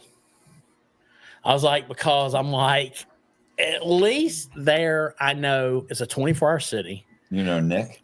No, Nick's there. No, Nick's gone. Nick's gone. Where's Nick? Whatever happened to Nick? You don't know? Oh no, I'm good friends. He's in New York. He's in New York. Yeah. He's hanging out, and he's a guest of the state. Right. Okay. But but I knew Vegas very well. Right. I didn't want to go back home to Roanoke because I was like, I'll be around the same friends, same stuff. If I go to Vegas, I could start fresh. It's a 24-hour city. I'm not gonna have a driver's license, so I can get around on the bus. You know what I mean? You know, and I knew some people. You know what I mean? So figured it was a good place to get a fresh start. Right. So like this time I go to a halfway house. I go to a program, and I get there and I'm like, man, I started realizing like I can change. I just gotta turn this in a way to start hustling. Right. And I ended up working like two jobs, 2 dead end jobs, just to making money, just trying to figure it out. Yeah. And I ended up hooking up with a guy that ended up selling satellites door to door. And I was like, I already knew I could sell, doing the magazine thing. Yeah. That's a scam. But so I started working for DirecTV, and he gave me a job because his brother had been arrested and went to prison and got out, and nobody would give him a job. Right. It's the only reason he gave me a job. And like in the first year, I made $150,000. Holy shit! Selling DirecTV and Dish Network door to door. Because you're in Vegas, nobody wants to knock in Vegas, right? Because it's 100 degrees. I'm getting $300 to $500 a deal. On closing deals. Right. I'm just like, I turned my addictive personality into something else completely different. And then I just started hustling. Like I just started hustling, doing it that way. And I was like, okay, I don't have to scam. I was like, this is too much money. I can turn it around. And I'd always been a fan of when I was younger, a fan of pro wrestling, right? And so like, share, comment, my buddy was like, we could start doing these little wrestling shows and these little fundraisers and stuff. And there's so much money in sponsorships and sales. We started doing that, and we started killing it. We ran a company for 3 years, and we were making $200,000. I mean, it was great. Right. And it was just, it was just like, man, it was just like nothing could go wrong. You know what I mean? Like I was like, life was perfect, man. I had a good little business going. I was legit. I'd gotten past the 3 years of, usually they say within 3 years, you're going to go back to prison. Mm-hmm. And I ended up meeting an amazing girl. And without her, I would be done. Like I would have went back. I would have slipped back into something. I know. Right. And, so I'm in Philly, and the crazy thing is like, I take an Uber, right? And I'm like taking an Uber to go to an event, and the Uber driver cancels, and then she pops up. This girl pops up and pulls up. She says, I'm Jessica. I'm your Uber driver. I'm like, okay, great. I'm talking to her. And next time I know we're talking, she dropped me out back up at the hotel, and I'm like, well, what are you doing tonight? And she's like, what do you mean? I was like, you want to go get a drink? It's like early. It's like 10 o'clock. She's like, I can't do that. I'm your Uber driver. I was like, who? Is there a code of conduct? Are you violating the rules here? Like, I was like, you don't want to get a 1-star review here. All right. And she's like, fuck you. And I'm like, so we went and started having a couple drinks, and next thing you know, I'm flying back to Philly all the time, seeing her, and we end up getting engaged and got married. And okay. So life was good, man. She was the reason And then even when things got tough, like, you know, like when COVID came and we all lost everything, because I was doing live events. So I'm doing multiple live events. I'm done. So like, what's my mind think now? Let's go back to scams. Yeah. We'll go back to scams. We'll figure out a scam or something to do. She's like, fuck, you are doing that. She's like, you're not doing that. She's like, so you've gone too far. And the crazy thing is while I was in Vegas, one of the jobs I had for like a week or two, I worked for a sports betting company. And they would call and they would sell sports betting advice to different people like that wanted to buy. They would call in, hey, who should I bet on, the New York Knicks or the Orlando Magic tonight? When I think about that, I think about the movie Two for the Money or something. Very much so. Yes, sir. Okay. So so I was like, man, I always had fun doing that job. That was a fun job for a couple of weeks. I called around and finally found this. I found this ad of this guy, and he was like, yeah, you know, handicapper, blah, blah. And he's like, all right, cool. Let me get you in contact with the manager. And he's like, can you work virtually? I'm like, yeah, I'll start tomorrow. And he was just like, I mean, I knew nothing about sports betting. Right. Like, you know, besides, you know, when I was in prison, I learned about sports betting. Like in prison, people sports bet and for tunas and laundry. The ticket man, you know what I mean? And so the guy was like, I was like, just follow the script. And I followed the script and start working. And next thing you know, I'm working like 18, 19 hours a day. Just like I'm working all night. Like, because sports gambling, like we had to cut my phone off because it's dinging, right? Yeah. And it's like, because, you know, you got West Coast, you know, and then I'm working for like some of the best handicappers in the country. So I got clients calling me all the time, wanting to buy packages and services and different stuff. And now I've been there 4 years, and now I run my own thing. Run my own thing as an independent contractor now, and it's been an amazing run. And through this guy you started with, or separately? Basically, I started with him, and then kind of branched on my own. Okay. And did my own thing, and he basically just backed me completely. It's like, yeah, he's like you've outgrown this being here, right? So you run your own thing, and you know, this year I've made $500,000 doing sports betting advice. I mean, it's great, man. I mean, I found a way to turn my addictive personality into something that's legal to make money. And how do you do you do the advertising yourself, or does he do it? Or it's a joint operation. So like one of the services we work for is they do advertising, and then they'll send clients, and then they'll get a percentage of it. It's kind of like a franchisee. Right. And then I can do my own advertising I want, but I have enough clients through their funnel. I don't need to. All right. So yeah, it works good. All right. And I got a few questions that you probably have some stories about. Sure. And this is just from me going through some of your videos. Yeah. So do you want to talk about the Target stealing scam, or there's something story behind that? Yeah. What about I was gonna say we need the death certificate scam. Yeah, I have that. Death certificate? Dead people's information. Yeah. So if you want to start with Target. Yeah, Target. Yeah. So I was like 19 years old, and I went and got a job at Target, and it was supposed to be just as a little job just to make some money. You know what I mean? Yeah. And it was more just honestly to get my mom off my ass, because I was doing checks and I was doing shit and was doing the warranty stuff, and I just needed a job. So the guy walks in, the guy's like, hey, man, you're a pretty big size guy. You want to work in loss prevention? I'm like, sure. What do I got to do? He's like, oh, you just walk around, act like you're shopping, you know what I mean? And everything. And then you just basically catch people shoplifting. Like, okay, all right, it's easy. Like, so within like a couple of weeks, they are having me close the store at nighttime. Boy, that was a mistake. Yeah. So we used to we used to shop. We'd always bring our merchandise back to our office right? And we dump it in our office. And then they just put it back out again. They put it back out again. And I was like, wait, it's like, no one really gonna see. I'm in the one room in here that doesn't have a camera. If I just take this merchandise and put it in my bag, right, no one's gonna notice that. So I would literally just take the merchandise and I'd open these CDs and DVDs and just stack and have stacks of book bag of stuff, PlayStations and whatever, and just walk right out the front door. I would always take out the little tag so it wouldn't beep. Right. And then I remember I took there was like a little ceiling tile. Right. And I took the ceiling tiles and I would shove the stuff up in the ceiling tiles and I would just leave it up there. And eventually eventually what happened was they actually put in a little, I guess I'd missed one of the magnets and I went outdoors and my bag beeped. And I just kept walking and the manager seen it was like, that's weird. I was like, I don't know. Yeah, maybe something. I bought a drinker or something earlier. I don't know.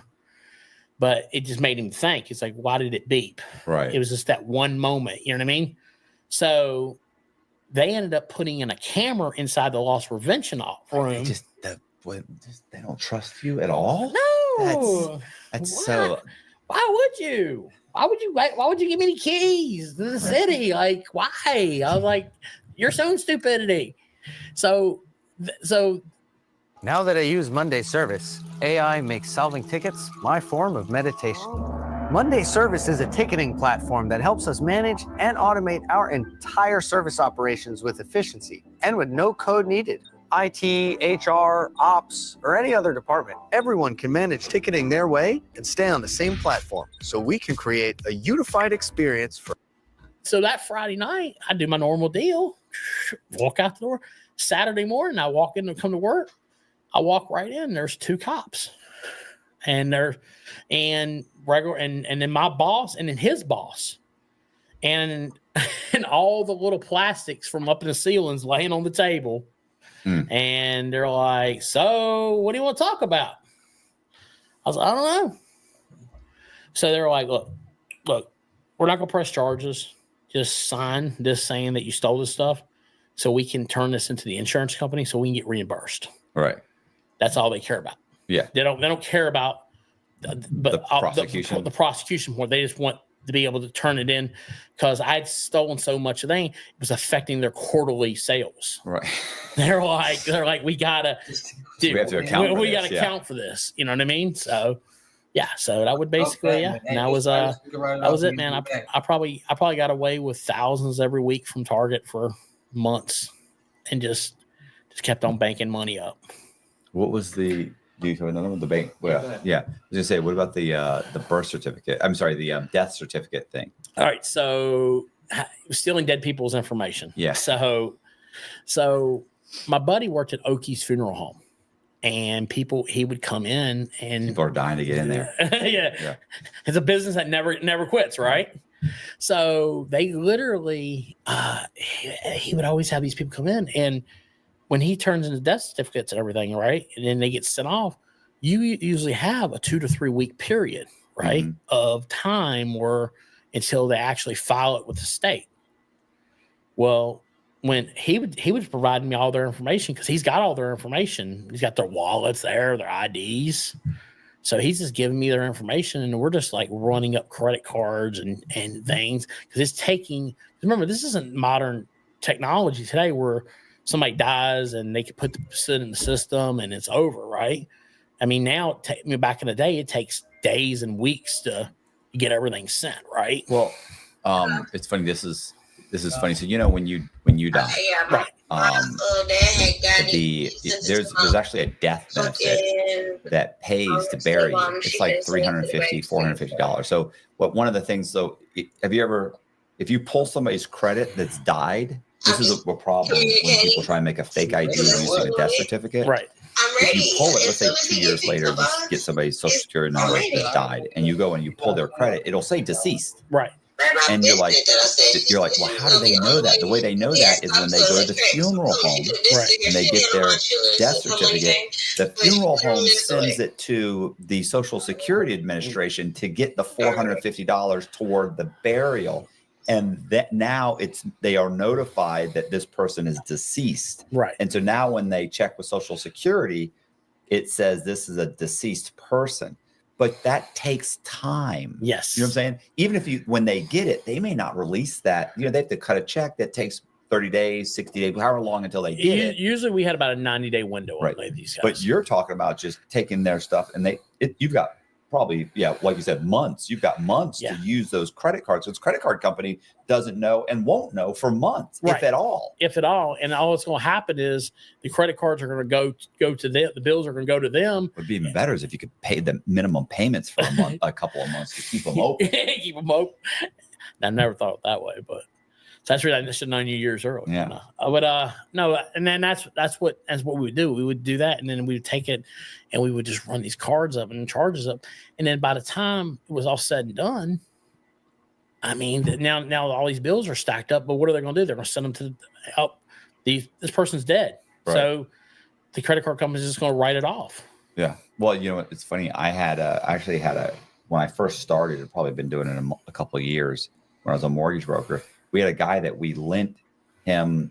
It was nothing to. It was $50,000 or $75,000 for some little shithole house, right? Yeah. He was an old guy, and sure enough, 4 months later, and he had perfect credit. He was insane, but he had perfect credit. Nice. I remember he died, and we found out like a month or two later or something, he had died, and I thought that's funny because I thought that's funny. He died. I wonder if you could do something with his credit, right? Right. Like, and I thought, let's pull his credit because we had pulled it, 3 or 4 months earlier. And he had a bunch of credit cards, but he had owed no money on them, like $100, $500, $200. And he had credit cards with like $20,000 limits, $30,000 limits, like huge limits. And so when we pulled his credit, we found out his kids ran up every one of his credit cards. Of course. $20,000. He has a $20,000 limit. He owes like $22,000. A $30,000 limit. It was like $31,000. So we realized too that obviously what happened was his kids realized what happened. They ran up the credit card. Oh yeah, exactly. I mean, and that's what we would do. I mean, with him working at Okies, I mean, we're getting literally the day they're dying, he's giving me their information. Yeah, they got plenty of time. Plenty of time.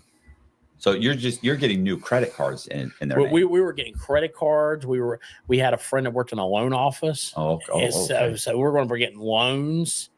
I mean, and then we're just racking up the bills. Right. And then we're sitting there like, oh, give me his, get their information and just keep racking it up and open up a checking account. I don't know why this excites me. Just talking about it gets me all excited. Yeah. Okay. So what about a rental car scam? So rental car scams, very similar to what you're talking about. Your buddy did. Yeah. We would get rental car scams, and what we would do is we didn't have this technology like he did. We would just roll up in there and we would find the paperwork inside.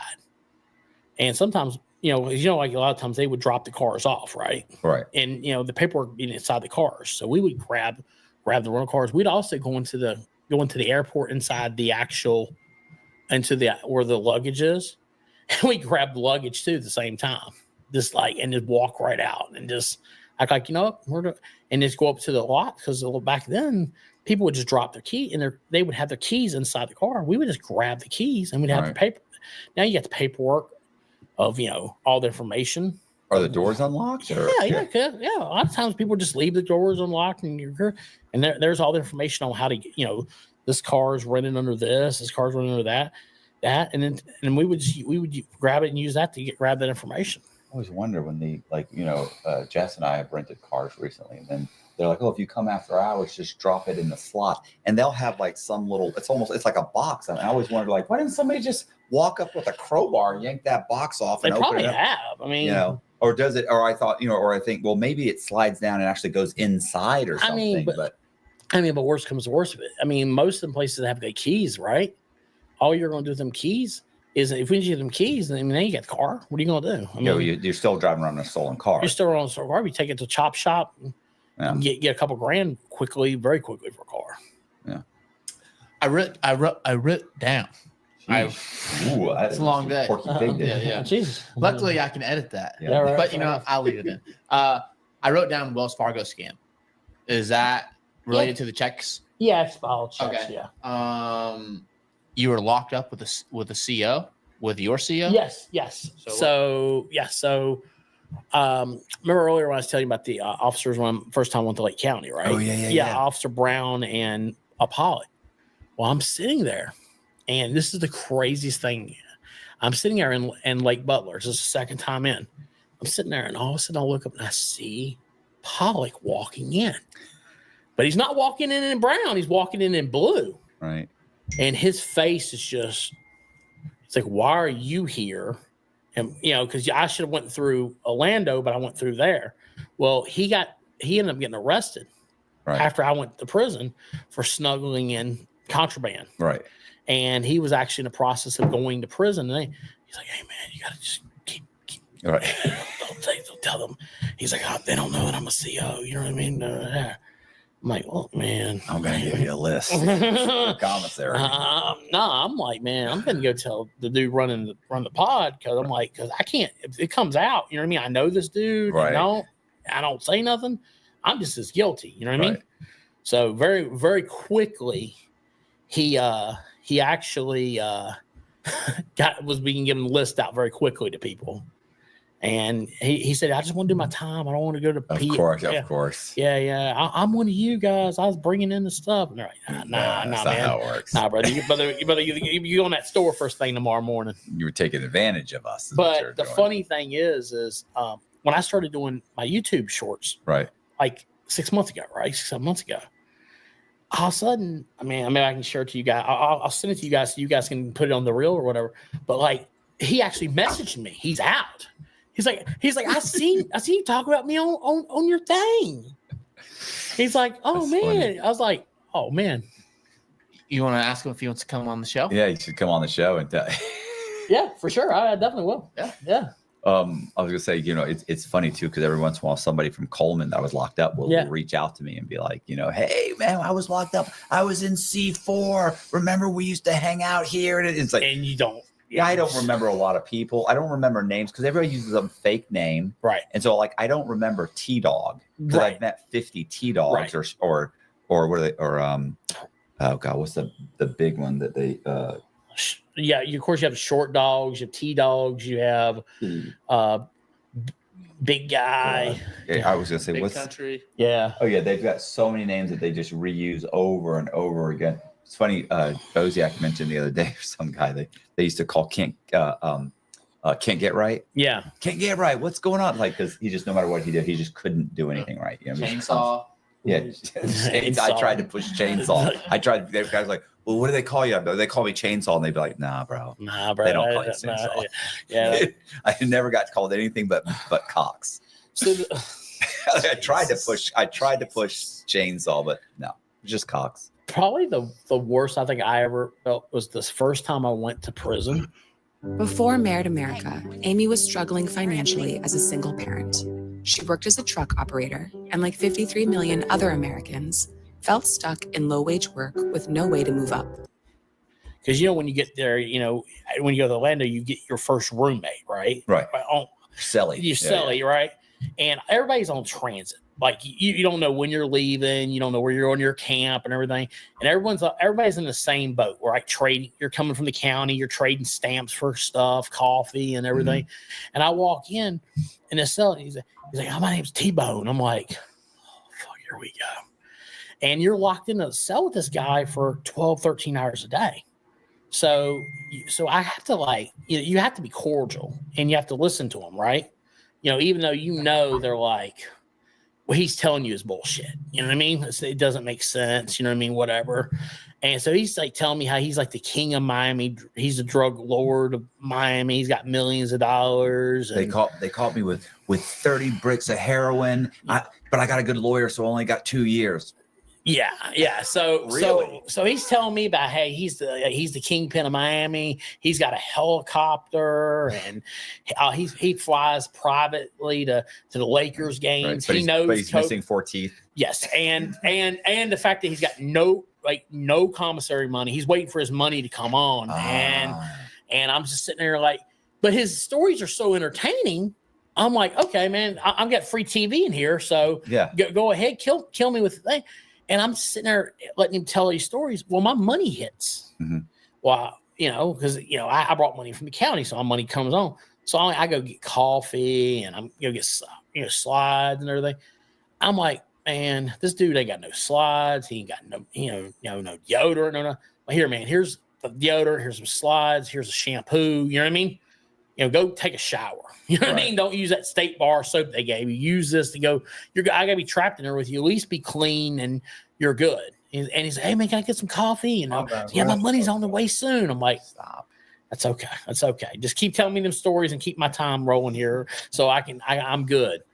And we're in there and he's telling me about he was driving down the road with his brother and he was losing street cred with his crew. So him and his brother pulled up on a car, one of them car carriers that have like these expensive cars, and he like jumped from the truck onto the thing and like laid the thing out and like all right on Miami, right on the highway. And I'm just like, this is insane. Like, yeah, this isn't what is the Fast and the Furious?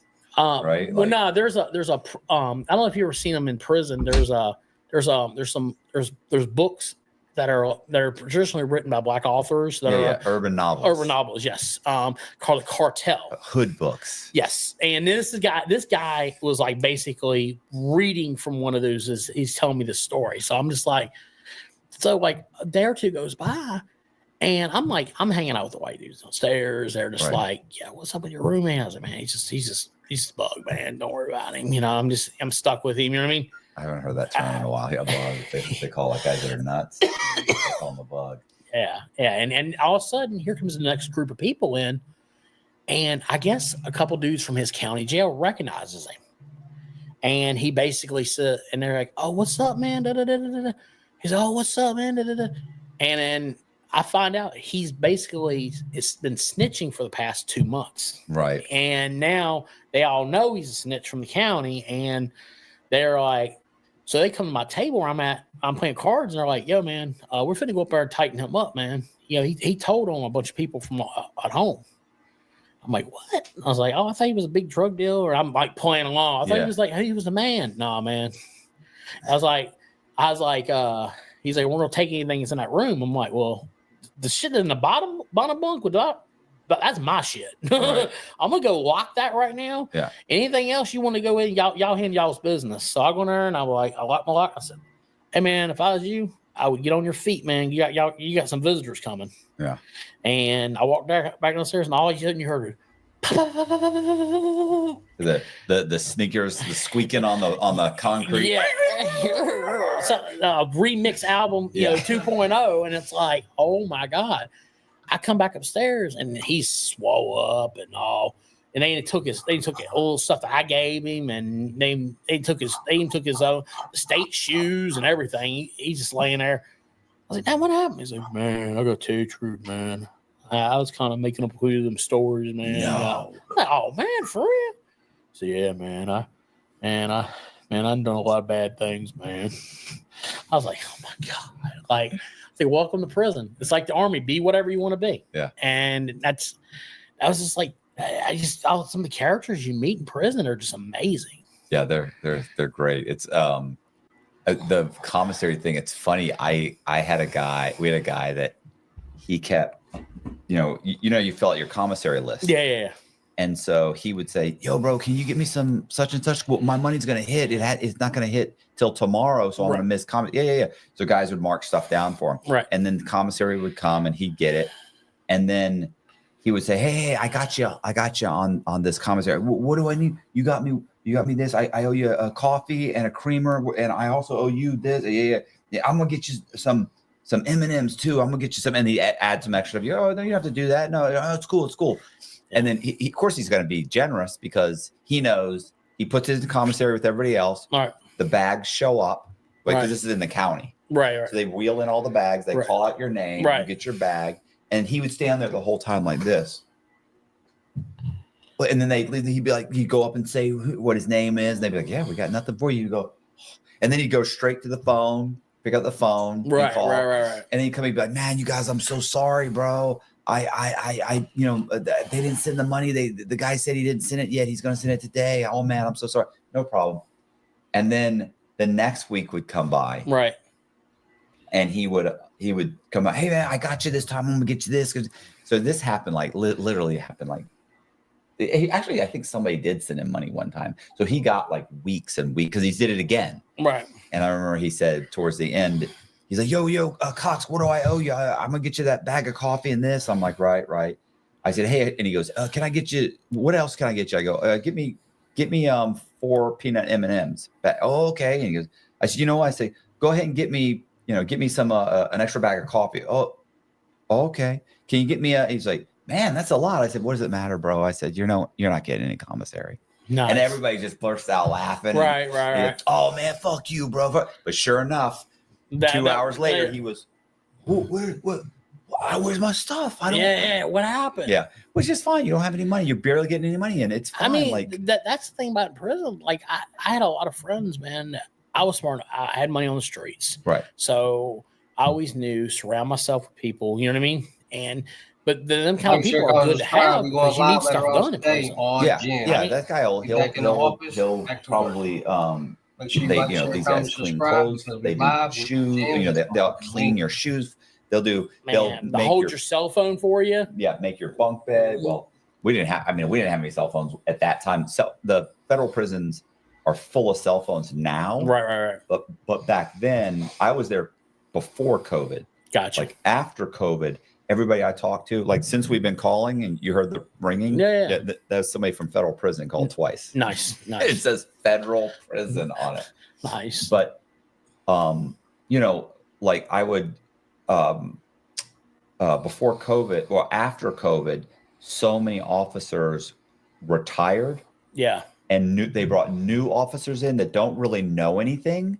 And so they get groomed and and the prisoners are going nuts. They can get away with anything. Why? Because there's no officers that really know how the system works or knows our little scam. So the prison I was in I'll bet you had 4 cell phones out of 2,000 guys. There were probably 4, and they were coveted. Now, every time they do a sweep, they'll find 250 cell phones for a couple thousand, or 300 cell phones. Every month or so, they're finding these guys making alcohol that hooch. They'll none of that ever was happening when I was there. But they got a new staff, and the staff's bringing in stuff. Yeah. They're bringing in drugs. They're bringing in cell phones. They're bringing in all kinds of stuff that they're not supposed to. See, I guess it was different because, for state, because my 2 big percents was 05 to 08, and then from 2010 to 2014, right? And we were loaded with cell phones. Yeah, but it's the state, they don't get paid enough. Yeah. So the officers are supplementing what they're supplementing their income by bringing in a cell phone for $1,000. It's an $80 cell phone. They're getting $1,000 for it. Right. So, but in the federal system, these guys were being paid so well. And because you have to think once they've been there 10, 15 years, these guys are making $80,000, $100,000 a year as an officer. It's not worth bringing in a couple cell phones. No. But when they get hired, they're being hired at like $35,000. And so they're supplementing that $35,000 by, look, if once a month I bring in 2 cell phones, that's an extra $24,000 a year. Yeah. So that's worth it. It's worth the time, because the guy, especially in the state, you can groom officers so easily. You're just hanging out with them, buying them sodas, and it always struck me weird. Like you would be able to groom them the easiest way by Every time I hit a bottleneck, I build a new AI employee to crush it. I used to say that I had one AI employee. Go give me a honey bun and a soda. You want a shitty honey bun and a soda?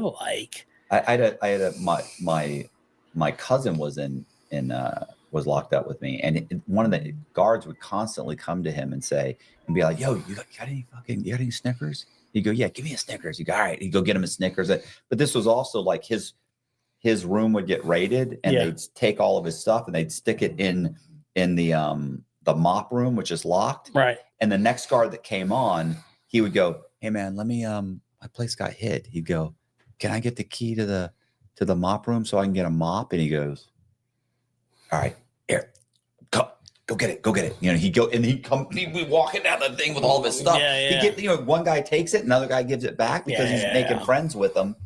You know, I was never like that with the guards, but you know, I never really had any real money, and all the money I didn't buy a lot of stuff. Like I wasn't trying to make myself comfortable. I was writing stories, and I had a different level of comfort where most guys are like just trying to keep themselves entertained and be relaxed. Yeah, I mean, until they get out. I mean, and you're using dark psychology on these guys. You know, you're gaslighting these guys up, and you know, and this is it's such a mind manipulation when you're with the guards. Everything is in prison. Yeah. I mean, that's the reason I think prison is the greatest education you could give a person in sales and marketing, because you drop somebody in prison and you're like, live with this person, different race, different background, different everything, and survive. Yeah. Well, you know, the other thing is prison is the only time most of these guys, like the white collar guys, and then you've got the street guys, that they're ever going to mix together. You got guys that are multimillionaires that are rooming with a guy that's a crackhead that's never left the state or really even his area. Right. And these guys are now spending hours a day talking. Like that crackhead's never going to have the opportunity to talk to this guy. And this guy's here and talking to this crackhead who's sitting there and he's like, my God, your mother was what? Your father did. Oh my God. Like, what do you mean your cousin did this? How did you know? Like, he's never met this guy before. And now he's trapped in a room. So you have that. I used to say it was the great equalizer. Right. Didn't matter how much money you had, you could still end up in a room for 2 years with a guy that doesn't have an education and has been a drug addict his entire life. Yeah. I mean, that's the thing where I don't know about the federal level, but the state level it is very much us versus them. It's the blue versus brown. It's, you know, you band together, you know what I mean? Like, I don't feel like it's that much like that. So here's the difference between the state system too, is that in the state system, it's my understanding is there's a lot of interaction with cops. With the guards, the prison guards. Yes. Like there's lots of guards. Yes. They're all over the place. You're constantly having to interact with them. In the federal system, I could go a year and never talk to a guard.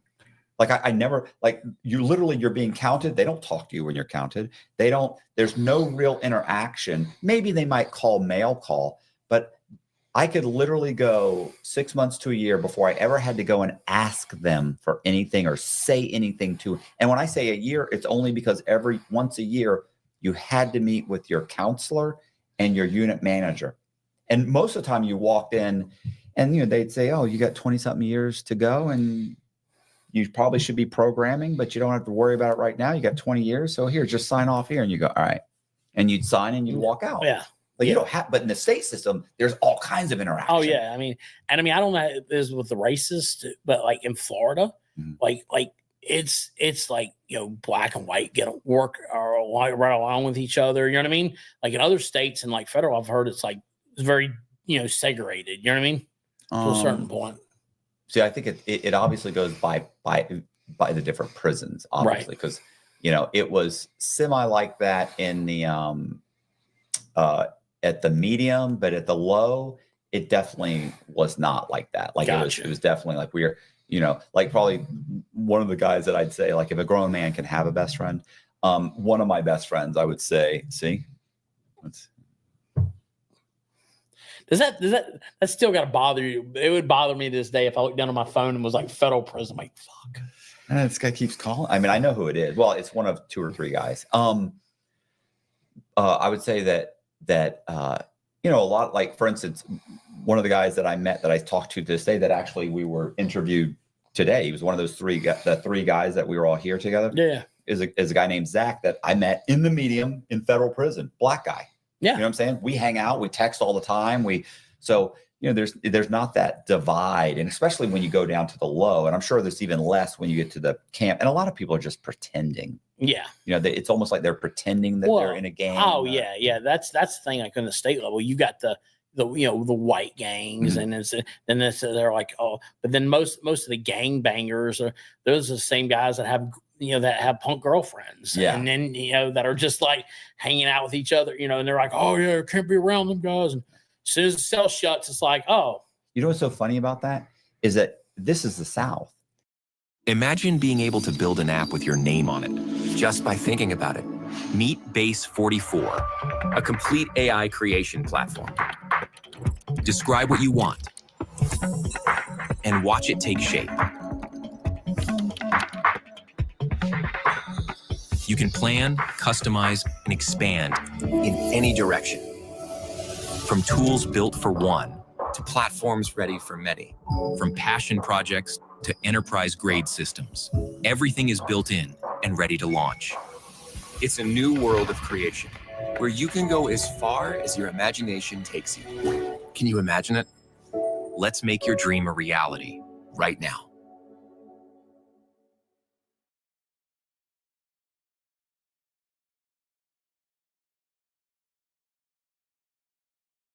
There's very little racial tension in the South prison systems. But if you go to California, oh yeah, no, it's a whole nother world. Oh my God. Or you go to New York, yeah, or it's like, okay, well, there's supposed to be, you know, kind of racial harmony in these states, and these guys are like, you can't take a pencil from a black guy. You're not supposed to be talking to him. You can't deal with them. You can't play cards with them. You can or your own guys will beat the crap out of you. Like, it's not like that down here that I know of. Maybe in the pens. No, it's not even that way. It's you know, no. You got the course. You got the ones who says they're, you know, white power and them guys, but then it's like, you know, it's like, oh, then you see them secretly making deals with, you know, people, and it's like it's not mostly that way. Mostly I feel like it's a front, and it's really more for protection. Like you feel more protected. Well, yeah, because it's a numbers thing. You feel like you're protected because you have all these people here and that. I mean, I remember the worst thing I think ever happened to me where I realized it's like I think it was towards my second stint, and I was in there, and I had got a razor blade, and I was using it to chop up food, little like, you know, sausages to make goulashes. I got it in my locker, right? Well, this guy comes to me. He's like, "Hey, man, can I borrow a tuna?" I'm like, "Yeah, same thing you're talking about. You know, hey, I'll get you tomorrow. Yeah, no problem, man. Hey, can I borrow cheese? No, my money's coming." Because it's not like in Florida state, like your money can come on any day. It's not like a certain day. I mean, it just refreshes. It's $75 every Monday. It refreshes, right? You know, but on Saturday your money can come on. You can have $75.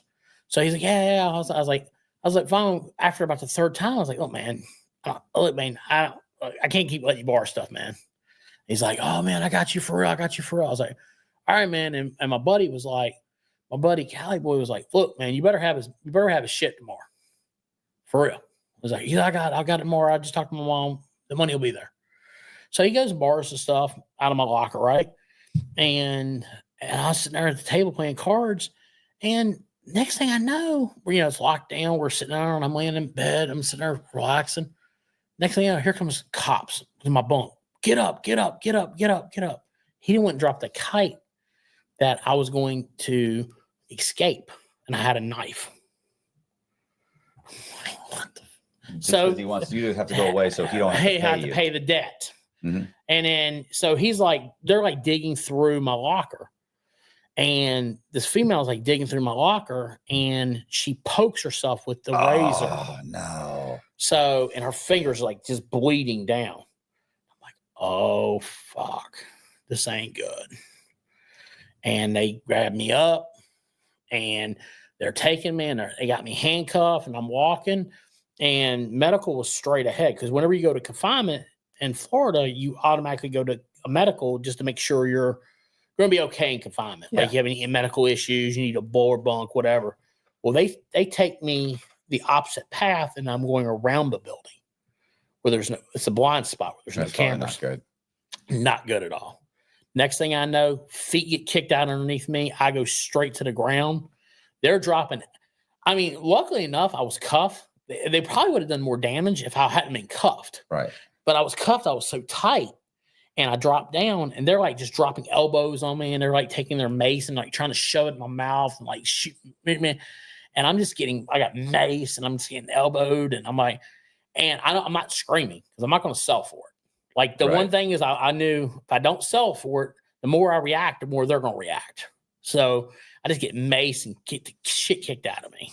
and they take me to the cell, to the shower cell, and they have me uncuff and shower me, and I'm getting showered down and everything, and I'm not saying anything. Right. I'm not saying anything, and I'm like and then I'm like bleeding from the side of my face and everything. I'm just like, they take me to the cell and they put me in a 1-man cell. I mean, well, it's a 2-bunk cell, but I'm empty. Yeah. I'm like, and next thing I know, I'm just sitting there, and like 10 minutes later, the sergeant comes up to the door. I'm like, the trick they would do is they would get you back there. Now they got you back there. You're kicking the door, or you're doing something. Now they're gonna spray you again, or they'll starve you to death. What they'll do is they'll say, "Oh, refusing to eat." Like, no, because they walk by the cell and they got a hand feed you your tray. Oh, refusal to eat. Like, and they would open your flap and they shut your flap. Right. And they would take 2-3 days and they wouldn't even feed you. And then eventually they would, the nurse come, oh, you want to eat? When are you going to make all the officers not feeding me? Right. That's going to go over well. So, so the sergeant comes to me and he knows me. He's like, Arvin, what's up, man? I was like, look, I had the thing. I was like, dude. And he's like, yeah. He's like, this ain't. He said, this don't feel right.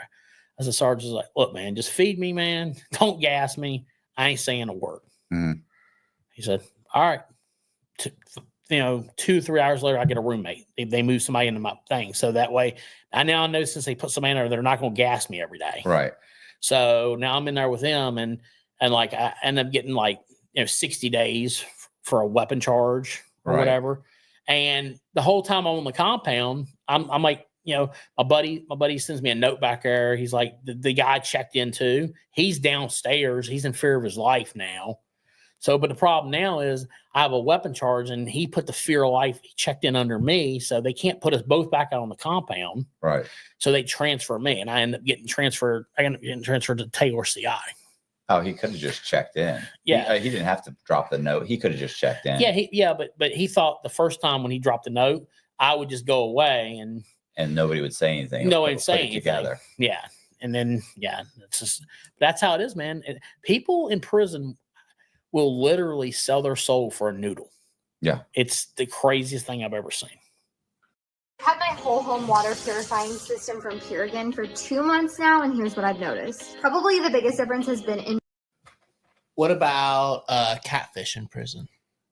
Oh, yeah. So catfishing in prison. So my buddy Nick, good old Nick, man, he had the catfishing game down. Right. So you would sit there and you would do this. These crazy women will write dudes that are locked up. They're in love with it. It's such a control thing, right? It goes back to dark psychology, where you're controlling them, but they think they're controlling you. Right. And he's like writing these guys. He's even writing dudes. Right. And I remember one time, he's writing, the dude wanted to come visit him, and he's like, Nick's like, no, bro, you can't come visit me because I'll get in trouble here. They'll beat me up here. They think they find out that we're an item, we're in love. And he's just getting them to send money to him. And I mean, he literally catfished this one girl. I mean, she was literally working at Walmart. He does not making a ton of money, right? So she's sending him her whole paycheck every week, and it's amazing. It's it was just you would sit there and watch these guys. A girl's name in prison, a pen pal, is worth gold, right?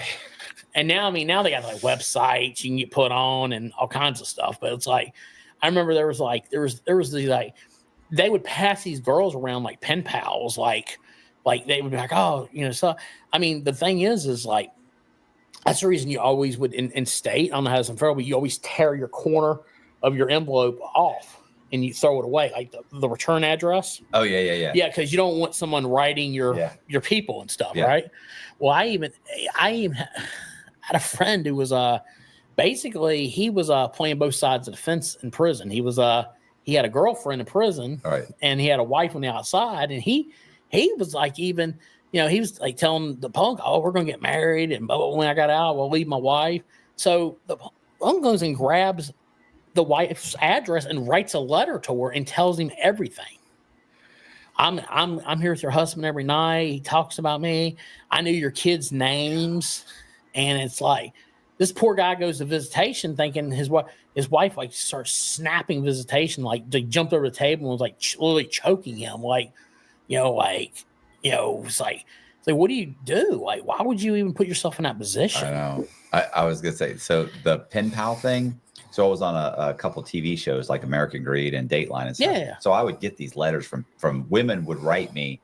Like I had a woman that had just gotten out of federal or got out of like state prison, and she's writing me like, I want to hook up with you. I want to learn from you. Your game was so tight, and I'm just like I can't write this person back. Like this person's insane. And sending like photographs of herself. It's like, stop. I'm not interested. Yeah. But I had a guy that wrote me and said he loved my artwork, blah, blah, blah.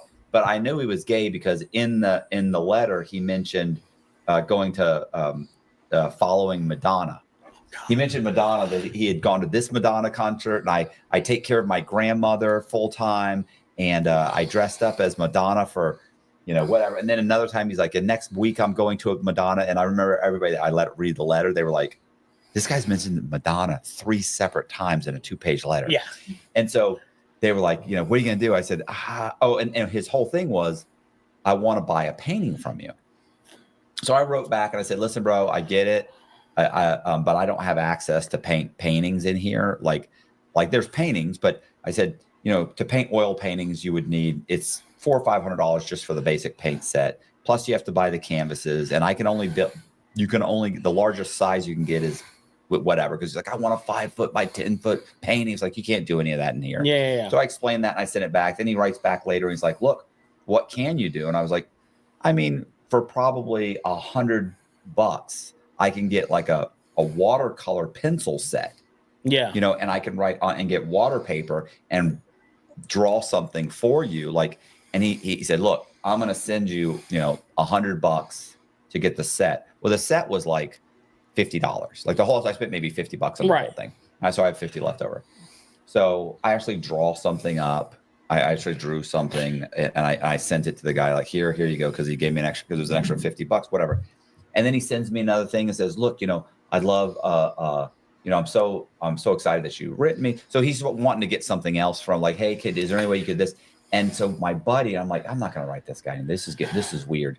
And I remember my buddy Harold. What do you want you to draw out your penis or something? He wanted me to keep sitting and stuff. So anyway, my buddy Harold, which was my cellie. Yeah. We're sitting there and he goes, this is like, what if this guy you going to keep this going? I said, no, I don't think so. I said, I might try and get another $100 or something, but I can't imagine. I don't know. I said, I don't think so. I said, it's feeling real creepy. Right. And I said, he keeps mentioning Madonna. This guy's clearly gay. He takes care of his grandmother. He's like a registered nurse. Like something's not right about this guy. Right. And he goes, well, if you keep it going, he goes, what if he wants to talk to you on the phone? And I went, I don't care if he pays for it. I'll talk to him on the phone. And he goes, well, what if he wants to come see you?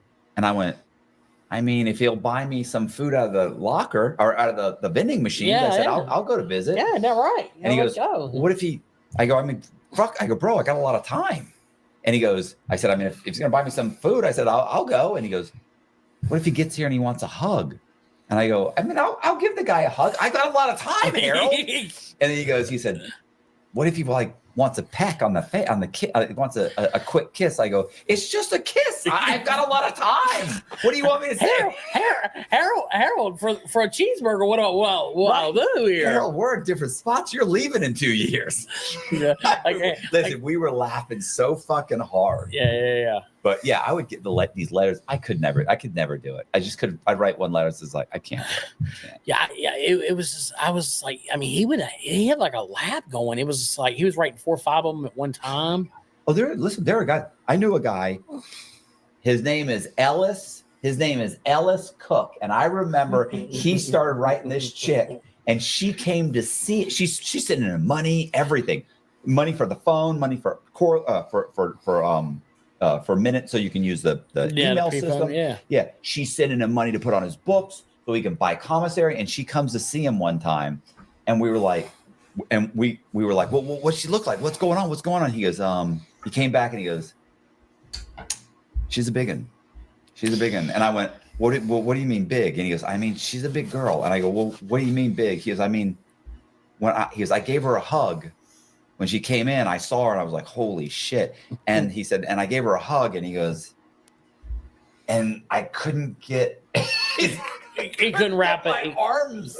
He said, he said, but she did say she's going to drop some money in the commissary for me. Hey man, it's. I'm telling you, man. People in prison they'll. I've never seen people willing to sell their soul for a honey bun and a noodle as much as they will. I mean, You're right. I mean, they You're will. right. I mean, it's like they'll make the craziest lies up, or they'll do whatever. Oh, they'll promise all kinds of stuff. Oh yeah. My dead grandmother is going to come back from the grave and mail you $100, Matt, for this honey bun this week. I mean, I'm going to leave my wife and kids and come live with you. Like, you don't know this person. You've written 20 letters. What are you doing? Yeah, like it's crazy, man.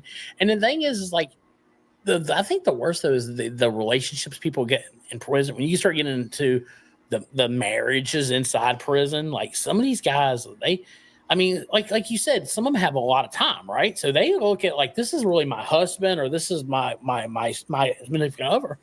I remember I was at Cross City CI, and like I'm sitting there on like the pedal bike, and I'm like just hanging out with a couple buddies, and I watch one of these, they call male guys come up and see punk, in prison. Yeah, I didn't know what you wanted to say for the video, but so like people don't realize the punks run the prison. I've said that. Like the punks, like it ain't the gangbangers. They should get an enhancement. They have a good time in prison. Like they run the show. Yeah, people don't realize. Yeah, they're like, oh, and because they got the inmates wrapped around their finger, and they got the guards wrapped around their finger, and they're like, so I remember this one monk was sitting there like hanging out, and his brother came up to his brother and just slapped him around the ass and was like, "Hey, tonight I'm gonna fuck you." He's like, no, I'm married. My husband's in confinement, blah, blah, blah. And I'm like, you just told, this is the one where you told us about this. Yeah. He went and grabbed he was on the weight bar. He was on the weight bar working out. Next thing you know, he couldn't grab the knife and just what happened to that guy? What the punk? Oh, went to confinement. And he already had a life sentence. He had 2 double life sentences. Oh, okay. So what does it matter? Can you do?